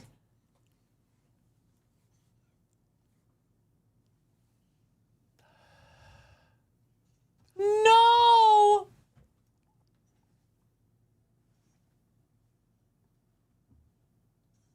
Oh. How great is that? Jeez. I love that you're smiling, going, just you wait. She throws so many emotions. So anyway, One Piece, I don't think she's coming in tonight, so I'm probably going to wrap up. I'll probably have it all done within the next day, and then they'll come out each day. See if you guys want to check it out with me, but I'm looking forward to it. Yeah. Jalen Turner, you kidding me? Arnold in a Predator movie? Yeah, I'm with you. Another Predator movie, by the way. Johnny Patrizia, what WWE superstar would fit in a Conan movie? I know you're going to say, but you don't want to put him in it. I don't want to put Roman Reigns in it. John Cena. I was going to say Brock. Brock. Oh, Brock could be a good villain for sure in that movie. Yeah, I wouldn't mind that. Back in the day, Triple H would have been good. Yeah, he wasn't a very good actor, but he could do that. Yeah. So that'd be good. Go ahead. Sorry, I was gonna say I think he's so jealous of The Rock. I think he's so jealous. Oh, Triple H. Oh yeah. Oh yeah, of course. The Rock had a bigger wrestling footprint, was more successful entertainment wise, I and even agree. his production company is bigger. He runs it better than Triple H runs it. I'll tell you, I hate to say this because like I was all on board for him taking over. I think he's dropped the ball tremendously. Tremendously. Like but I don't know how much is Endeavor and how much is him. Right. Because Endeavor's also come in and made a lot of I don't know. You look at some of those some of that video from that Unreal. Yeah. Some of his choices are terrible. I mean, Road Dogg was actually making good points about certain storylines and how they actually have to have emotion and characters. And he was shooting things down about Chelsea, and I don't think he gets it as much as he thinks that he does. That's why Road Dogg left. I know, it's crazy. The That was weekend, his boy. Okay, let's see. We did that one. Sorry. And next one to UCL. Gen X Kid by John. Back to work for me. Stuck here till 4. Oh my goodness. Sorry. Everyone have a lovely evening. You too. Nice seeing the sun again. Enjoy it, Kristen. I know. I need it. Thank you. True. Oh, this is hilarious. Nathan Drake, Melanie reaction from Roca. It's on Prime. I'll tell you what. If you did that on your your channel, it would Melania. Oh, Melania reaction. Yeah, Melania. If you did, it would probably be your most highest rated video that you ever did. I think I'll do it. I think I'll do it. Yeah, you should. I think I'll do it. I got to find an editor who'd be willing to edit it and not throw up while they're watching it. But yeah, absolutely. Yeah, I bet you would do really well. Joseph Ashley, it's my birthday. Can Big Balls do something funny? Let's see. Take me off the screen. I'll take you off. All right, hold on. Let's do it. Wait, where is he? I gotta find him first. Yeah, hold on. All right, there he is. Ready? Okay, hold on. What's wrong? You don't like me? Come on. Who likes me? Hey, come What did I say? What did I say? Come here. You can't even see my juice. Look. Hey. Oh yeah, pet me. Come on, outlaw. Yeah. Oh, you smack my balls. Come on. He likes it. You want to dance with a ballerina? I got 7 of them lined up. Come on, man. You fucked that one up. Don't fuck this one up too. Oh. Yep. You say my breast stinks or my balls stink? That's true. Oh, now my ass smells nice. That shit out. Thank you, Big Ball. Appreciate it. He's something else. Oh boy. All right, let's see. Where's the next one? Happy birthday. Princess Positive. King Conan needs badass ladies. Catherine Winnick.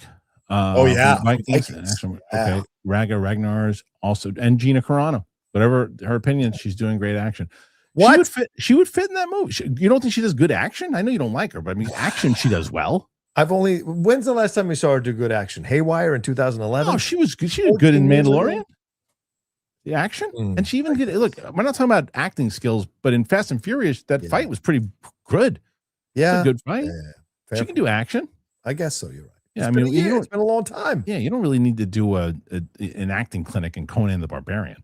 Yeah, we'll see. That actually begs to have that conversation here. Do you think that after this fight, if she even puts up a good fight, you think she I know she's going to try to do a comeback, but do you think she's going to have a comeback? I think with the way Ellison is doing things, Umberto wrote a great article about how they're hiring troubled men. Why wouldn't they hire troubled women? And so, I think it's very possible they could try to make a comeback. I wouldn't be surprised if they build a series around her on Paramount Plus, kind of like Taylor Sheridan type of series.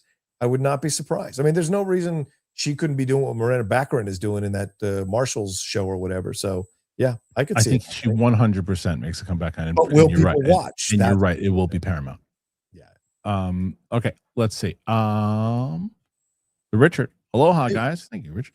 Thoughts on John Claude Van Damme and Cyborg and how it started out as Masters of the Universe 2 from Canon Films. I didn't know that. Is that true? I didn't know that either. I didn't know that either. I mean, I believe it, but I didn't know that. Right.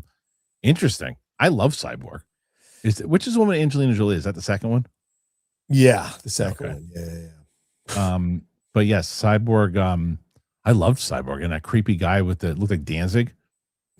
Yeah. I got to see that movie again. It's got. Have you seen it? You've seen Cyborg, right? Cyborg years. Because I saw all the JCVDs when they all came out. Yeah. Up until the Quest. So, I didn't know it was Masters. Thank you. So Seattle Chaos support for Roca. So we got 40. We're only at 46, unfortunately. Okay. 46.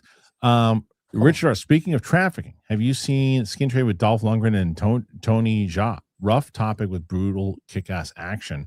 With that, I recommend. Where'd it go? Is he just saying he recommends it? No, I recommend. Please make it known that super stickers don't count as the start. I've seen a few often. I've made them. I've made it clear in the past. It's hard for me. It's anything from like when people ask questions on. You only ask questions on the $1.99 and up. So that's why. Sorry. Thanks. I can only make it. Give me a break. Support for Rogue. Thank you. Thank you. And then we did that one. Sherlock. 277. Kristian, last week you talked about some actors might be hesitant to work at Paramount because of how there could be backlash because of Ellison. Do you think that might make Cruise hesitant to go forward with Top Gun 3? No. I don't think Tom Cruise is not an outspoken political person. He doesn't. Right. He doesn't make. You don't know what his politics are. He doesn't really talk about it a lot. I think it's one of the reasons why he's as successful as he is. To be honest with you, and I think that it wouldn't stop him. And I don't think it would hurt his box office at all, especially if they're going to do Top Gun 3. No. But there are other people who might, make a stance to not do it. And I think there are other people who will take jobs with them that will get chastised for doing so. But I don't think Tom Cruise will be one of them. Yeah, I mean, I think because the issues with Tom did have issues with David Ellison. And that was before any of the MAGA stuff or whatever. But apparently a few weeks ago, he had a meeting on the lot with Ellison. They cleared the air. And so, that's not going to affect him doing Top Gun 3 at all. Remember, Top Gun 3 worked because it crossed over. 2. Oh, sorry. Top Gun 2 worked because it crossed over to the right and the left. Like, it was so funny. That movie came out, Top Gun Maverick, and the left people were like, see, this is what happens. You got a diverse bunch of pilots. And the right's like, this is a right-wing movie. And so, it pleased both sides. 100%. So that's what you want to do in that approach. But it goes back to what we were just talking about. It didn't really, you can theorize what if you think it's on your team or the other team, of course, but it had no real political message. It was just a good movie. It was just a good, fun movie. One of my favorite movies in the last 10 years. And it was just a lot of fun to be in the theater. And I think that we need more movies like that. I don't disagree. Yeah. Ninja Carm. You think Liv will beat Stephanie at WrestleMania? 100%. Wait, Stephanie? She's fighting Stephanie Vaquer? Is that she's fighting? Yeah. Jade's fighting. Finally fighting. What's her face? Rhea. Oh yeah. Yeah, it's the first WrestleMania I wouldn't even tune into. I'm not spending money to rent it. Apparently, it's 5. They're looking at 5 women's matches, 4 or 5 women's matches for WrestleMania. So that could be interesting to see that. Oh, I'm sorry, I was thinking Raquel, not Stephanie Vaquer. That's going to be a good match. Liv will win. And I think Liv will beat Stephanie. Yes. Yeah, she's like their most has the most. They try to make her a thing, and she's not as talented as the other ones. I disagree. The Riches Art, please make it known that super stickers don't count as the start. I did that one already, didn't I? I did it twice. Yeah. Shut up, Ralph. If Sean Penn wins, he will be only one of 3 male actors with 3 acting Oscars behind Daniel Day-Lewis and Jack Nicholson. I say he deserves it. I mean, I think he deserves it for the performance. 100%. Sure, but isn't all of Day-Lewis's for best actor, not best supporting actor? So I think that elevates their accomplishments over Sean's if Sean's wins for the best. It's still award's an award. But I will say this. And I, as a dad, because Daniel Day-Lewis came back out of retirement for his son's movie, right? He did. And a minute, I didn't see it. I don't think anybody really saw it. It was one of the movies. It wasn't up for anything. I don't remember. You did see it? No, I haven't seen it. It's on Peacock. Isn't that crazy? Yeah. That's it's crazy. Daniel Day-Lewis comes back out of retirement. Yeah, he comes out of retirement, but he did it for his son, which is like admirable. But it's like in the same aspect, I'm like, I wish we would come back for something like big, It's like, but is he back or is that it? He just did that for his son, which again is super noble. And it's you do anything for kids, and that's amazing. Like, for God's sakes, Tom Hanks was in a Chad Hanks video. You see that? That's right. Yeah, I remember that. Brutal. Yeah. All right, 50 right now, John. You have 50. Come on, guys. Let's go. Shut up, Ralph says. Also, did you guys read the Variety article that an Oscar voter says they aren't voting for Sean Penn because they don't like him as a person? See, this is I don't want to even hear about that stuff, Ralph, because it drives me nuts, and why I continue to say what I say about the Oscars. It drives me nuts. And again, not to say that a lot of people who vote on other things don't vote that way, but the Oscars are supposed to be above that. They're supposed 100%, 100%. It's easily the best performance out of everybody that's I agree. Nominated. Hank Pym, I'm heated. I spent thousands on WWE over the past 5 years, but with everything lately, they're pushing my patience. If they just have Jade beat Ray at Mania, it will be the final straw for me. He does not like Jade. They have the rumors they have real beef, like real really issues. Yeah, that like Cargill I think Cargill accused Rhea of politicking backstage, going up the channels, and so they have legitimate beef. Wow. A lot of people coming, and some people are like, it's a work, but no, you can tell when there's legitimate issues between people. It seems like there is between them. Did you get upset when Cody took back the title? It was kind of like I knew it was coming. So why did they have him lose in the first place? Makes no sense. I think they were trying to do something, and they wanted to give him for something for re-signing Drew for re-signing with WWE, but in the end, it was a wasted title run. Yeah, and now you put it back on. But I think they did that because, dude, they're begging for people to buy WrestleMania tickets now. It's insane the world we live in. I know they're giving 25% discounts. Johnny Patrizia, if He-Man and Voltron can turn a profit, could we get a run of 80s animation? Maybe Centurions and Visionaries would make good films. I think yes. I think the first one that would actually go is I think that whoever was working with Adam Wingard on Thundercats lights that up like immediately. Right. I don't think Centurions or Visionaries has the same. Not yet. Not yet. What was the one? Gargoyles? Is that the one that? Yeah, Gargoyles. Yeah, that would be fun to see as well. Yeah. Hank Pym, I'm a One Piece anime fan. How's Miss All Sunday in the live action? She's my favorite character. May have to watch season 2 just for her. Well, let me see Miss All Sunday because I'm terrible with names. Okay. And I'll tell you One Piece. Let me see if I remember. While he's doing this, send in some more questions. Yes, let's get above. Come on. Isn't she? Wait, is that? Oh, that's. I think she's only in season. Oh, she's only in season 2. I don't think she's in season 1. Oh. So I don't want to say anything yet about that. Okay. Next one. And we're at 51. Johnny Bachisa, is Cody turning heel at Mania? Yay or nay? I mean, that would be something for them to do. Yeah, 100%. I think he is. You think so? Okay. Yeah, he's going to go Homelander. I think absolutely. Over and maybe that's how, and he takes revenge on Randy for the thing he did to his dad years ago. Yes. Yeah. Yes. Yeah, that makes sense. I like it. Yeah. Richard Zart, love for Roke, Outlaw Rocks. Thank you. There you go. Johnny Patricia, thoughts on brain cells playing Doom? That Roke, I saw your tweet. I saw your tweet on that one. Yeah. Get me the fuck out of here, man. It's so what science figured out how to get people's brain cells to play 200,000 brain cells in a petri dish. It's crazy. They trained it to play the Doom video game. And how? It doesn't mean that like we're going to like now they're going to be able to keep people's brains alive and blah blah blah. But it's a step towards that direction. Yeah. And that's really unsettling. You know who got excited about this? Snyder. Every MAGA person who loves Trump. They immediately, when he dies, they're going to cut his brain out and try to put his brain cells in a petri dish. It's like RoboCop 2. Yes. Remember? Yes, exactly. Yeah. It's a Reanimator, if you remember that old horror movie. Yeah, totally. Yeah.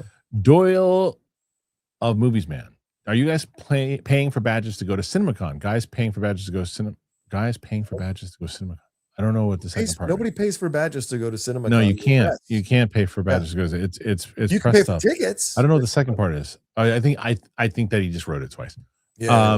So no, you have to be accepted as press in order to go. That's what it is. It's the theater distributors who are putting it on for press and to show them, and it's you have to be media to. It's not like Comic-Con. Yeah. No, you don't pay for you pay for your hotel room, you pay for all that, but not to go. No. You got to be accepted on press. Big Bang Right. Unfortunately, feel like Timmy's going to lose to Michael B. Jordan. It could happen. I mean, the SAG Awards I think was showing you that anything could happen there. Yeah. If Tim would have won that, I would say there's no chance, but I don't know. Right. Richard Art, thoughts on The Blood of Heroes with Rutger Hauer, Joan Chen, Delroy, amazing post-apocalyptic film. I'd love a reaction. What is that? Blood of Heroes. No idea what that is. I don't know what that is. You're gonna get nobody watch this if you. I know. I don't know what it is. Big Bang OT4. Should Gunn fast track a Justice League movie? No, because you gotta because we don't know who Batman is yet. And what if you do a Justice League movie and people don't like your Batman? Right. This is the problem they did last time. They tried to fast track the Superman v Batman Wonder Woman situation, and they fucked it all up. Look, I love Zack Snyder to pieces, but BVS is a travesty, even the Ultimate Edition, because it just insults the Justice League from top to bottom. It's not a good movie, and they rushed it. They tried to slam 4 graphic novels into one, and it didn't work. And so Don't rush it. Take your time, have confidence, lay the groundwork, then you'll get to it. What do you think? What do you think about the fact we talked about Gunn and this report? You think he's going to be around with the Ellisons? Because Campia had his opinion went around. Listen, you and I both know John. Yeah. John has his fingers on the pulse of a lot of things. People talk to John from the connections he's made. Do you think it's more than opinion? I think it's more than an opinion. I don't think he would have said it. I don't think John would have said it unless there's something. I haven't spoken to him, but I agree with you. Yeah. So you think it's? I don't think I still stand by this. Okay. Because bullshit, money talks, bullshit walks. It's age old, so it's proven. So if Supergirl turns out to be a $500, $600, $700 million movie, Clayface off of the $40 million makes $200, $300 million, and Man of Tomorrow crushes and Lanterns does very well. Both James Gunn and the Ellisons are going to have serious conversations about sticking around. He has more leverage at that point. 100%. Sure. I think the fear for Gunn, and I think this is a logical fear, and again, we none of us are on the inside, but is if Ellison comes in and starts, as we saw from that article from Josh Wilding, if Ellison walks in with that article and goes, listen, I want you to stop making right-wing people the villains, make blah, blah, blah, make some lefties the villains, that's where the problem is going to become for James Gunn, because then you're trying to force an artist to do something creatively that fits your executive point of view. And I think that will be an issue because he's pretty autonomous, as John said, and I agreed with him. He's pretty autonomous now in DC. Will Ellison want to put his fingers in the pie and change things? I think that's where James would lead. Not necessarily the political stuff. It's more like, are you trying to control me? Get out of here. That may be the reason Taylor Sheridan left. Taylor was like, Ellison coming in with the pitch. You want to tell me what to do with my shows? Fuck off. I'm out. Someone just told, and what did he do? Someone told me this recently in the live chat.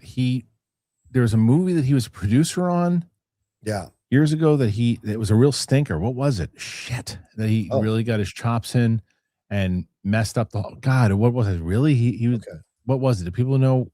I can't remember if the same person was in here who told me about it. And they're like, yeah, this is what Ellison was a producer on this movie. And then he did this. And let me see if someone brings it back up, but I can't remember. It caused an issue for the movie.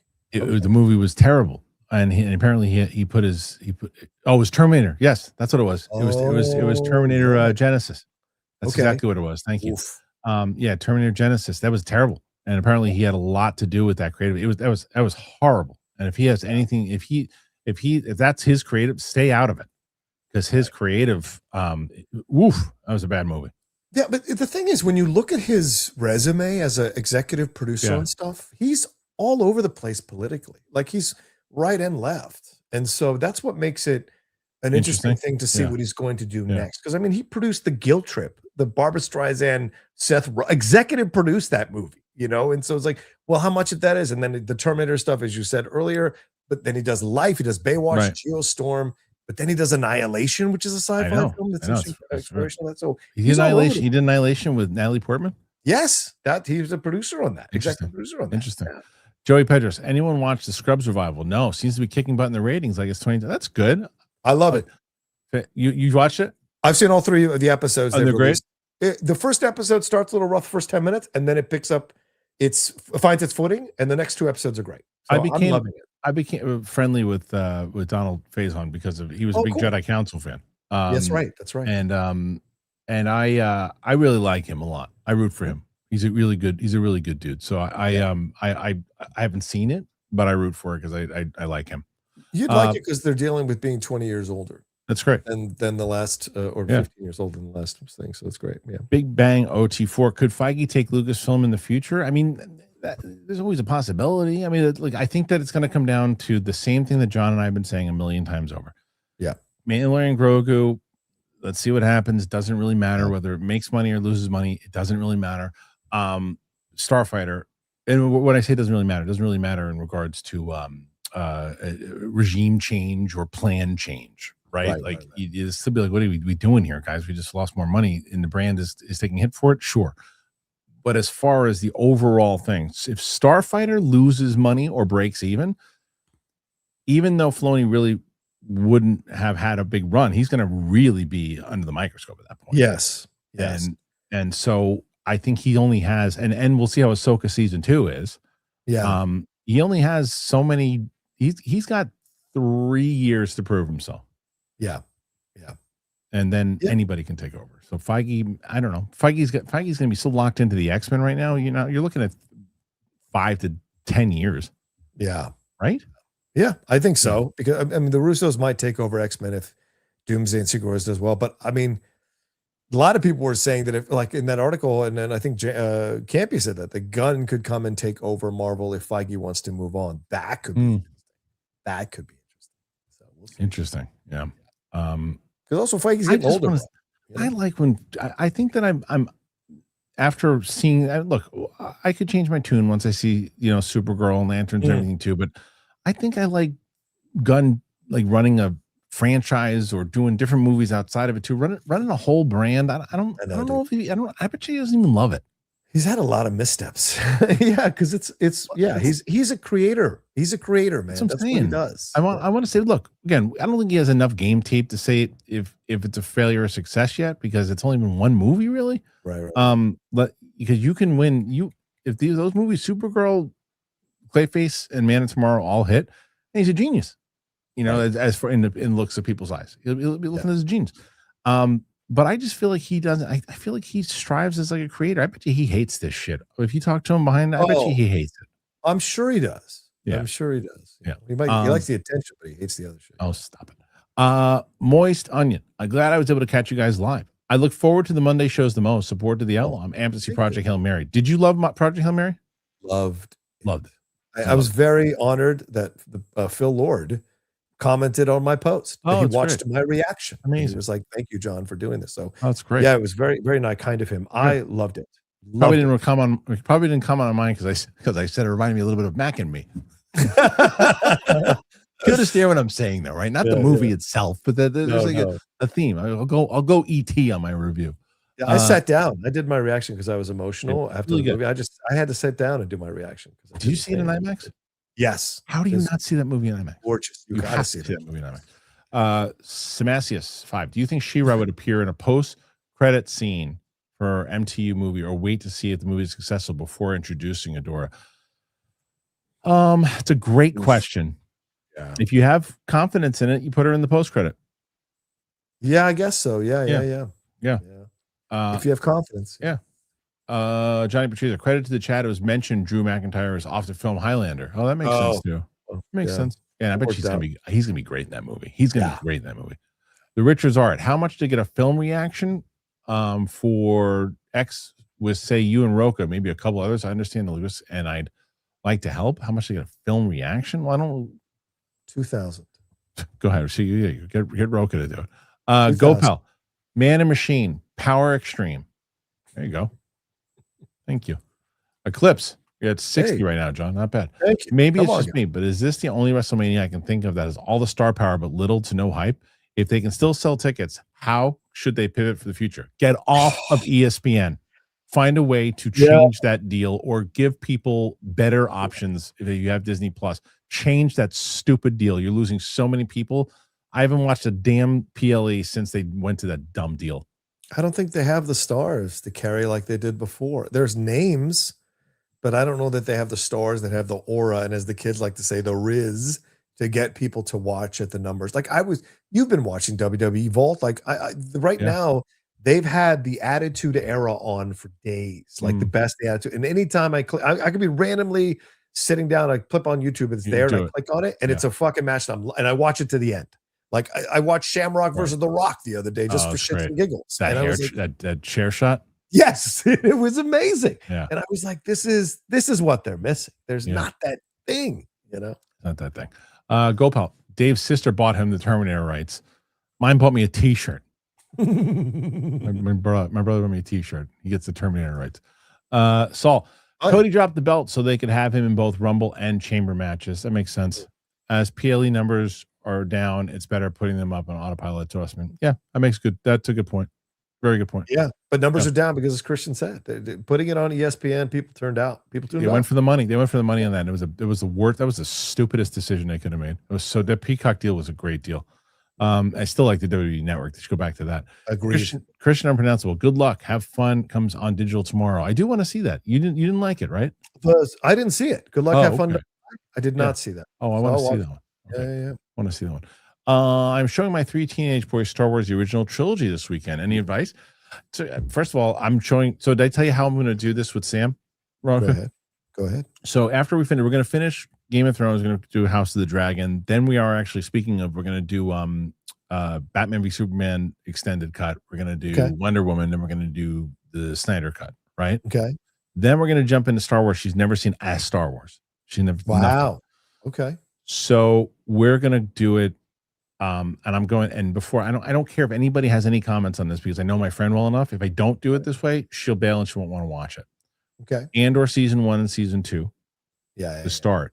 Oh, Rogue One, episode 4, episode 5, then 1, 2, and 3, then Return of the Jedi, then Mando season 1 through 3. Wow. That's how we're going to do it. So the advice, I don't know how, so if they're watching for this teenagers first time, hopefully just get a big bucket of popcorn, have the lights down and just let them lock in. Then take your advice, take their phones away. Yes. Take their phones away. That's the advice. And have a box of tissues for Strikes Back. Sure. Yeah. No phones. Yeah. No, because anybody's checking their phones throughout it, I'm turning the movie off. Yeah. DSL 0978. Support from Texas. Thank you. Nice. Wiley FC. I finished the Lethal Weapon movies for the first time. Love them. So good. That music is the best. The freaking saxophone in the background. Fourth one is great. Not great, but still liked it. Reboot these. I like them. There's rumors that we're going to do a 5th one forever. And then Mel Gibson said once that Donner died, it was that. Yeah. We'll see what happens. But they should reboot him. The TV series is good. Corn Emperor. Yeah, but that guy was acting like he was a major movie star and was acting like a dickhead on the scene and get fired, idiot. Corn Emperor. Support for GoPal for keeping us going. Yeah, exactly. 100%. Unheard Sirens Incorporated. Also, WWE shooting themselves in the foot with these insane ticket prices. 100%. Corporate greed has gone too far. Yeah, they're not making good decisions right now. It's Endeavor. People need to know who to blame. It's Endeavor. Yeah. It's not WWE. Endeavor owns WWE. Right. Yeah. Last one. 28 Vasco. I plan on watching Hamnet this weekend. I feel like I'm not emotionally prepared. You aren't. Nope. You're not. I don't know if you're a parent or not, but if you're a parent, you're not. You're definitely not ready. Yeah. All right, not bad, John. 65. Boom. Good start. 65. Good Thank start. You. Get Roxy coming in tomorrow. We'll see what happens.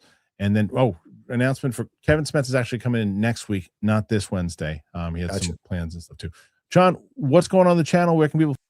Yeah, you can find me at The Rocha Says on all the social media and my YouTube channel, youtube.com/John Rocha Says. I am going live tonight for a new episode of The Truth. So much to talk about. That article from Humberto Gonzalez on The Wrap about what's going on here with Paramount and who they're hiring, all this kind of stuff, but also getting into some other stuff that's going on in the world of entertainment and some of my reviews from the stuff that I've watched recently over the last few days. So please come and hang out with me tonight. I think 5 p.m. PT will go live, but we got Spill the Tequila tomorrow, Hot Mic later on this week, the Geek Buddies, of course, and of course, the Jedi Way. Speaking of Kevin Smets, our most recent episode dropped on Saturday. Me, Kevin Smets, and Frank Janish talking all the big Star Wars news from the last couple of weeks. So please come and join us there on the John Rocha channel, youtube.com/John Rocha Says. Thanks, guys. Happy Monday. Thanks, Kristian. You got it. Thank you to John. Thank you to you guys. Again, you can check us out on Apple Podcasts, Spotify, anywhere podcasts are found.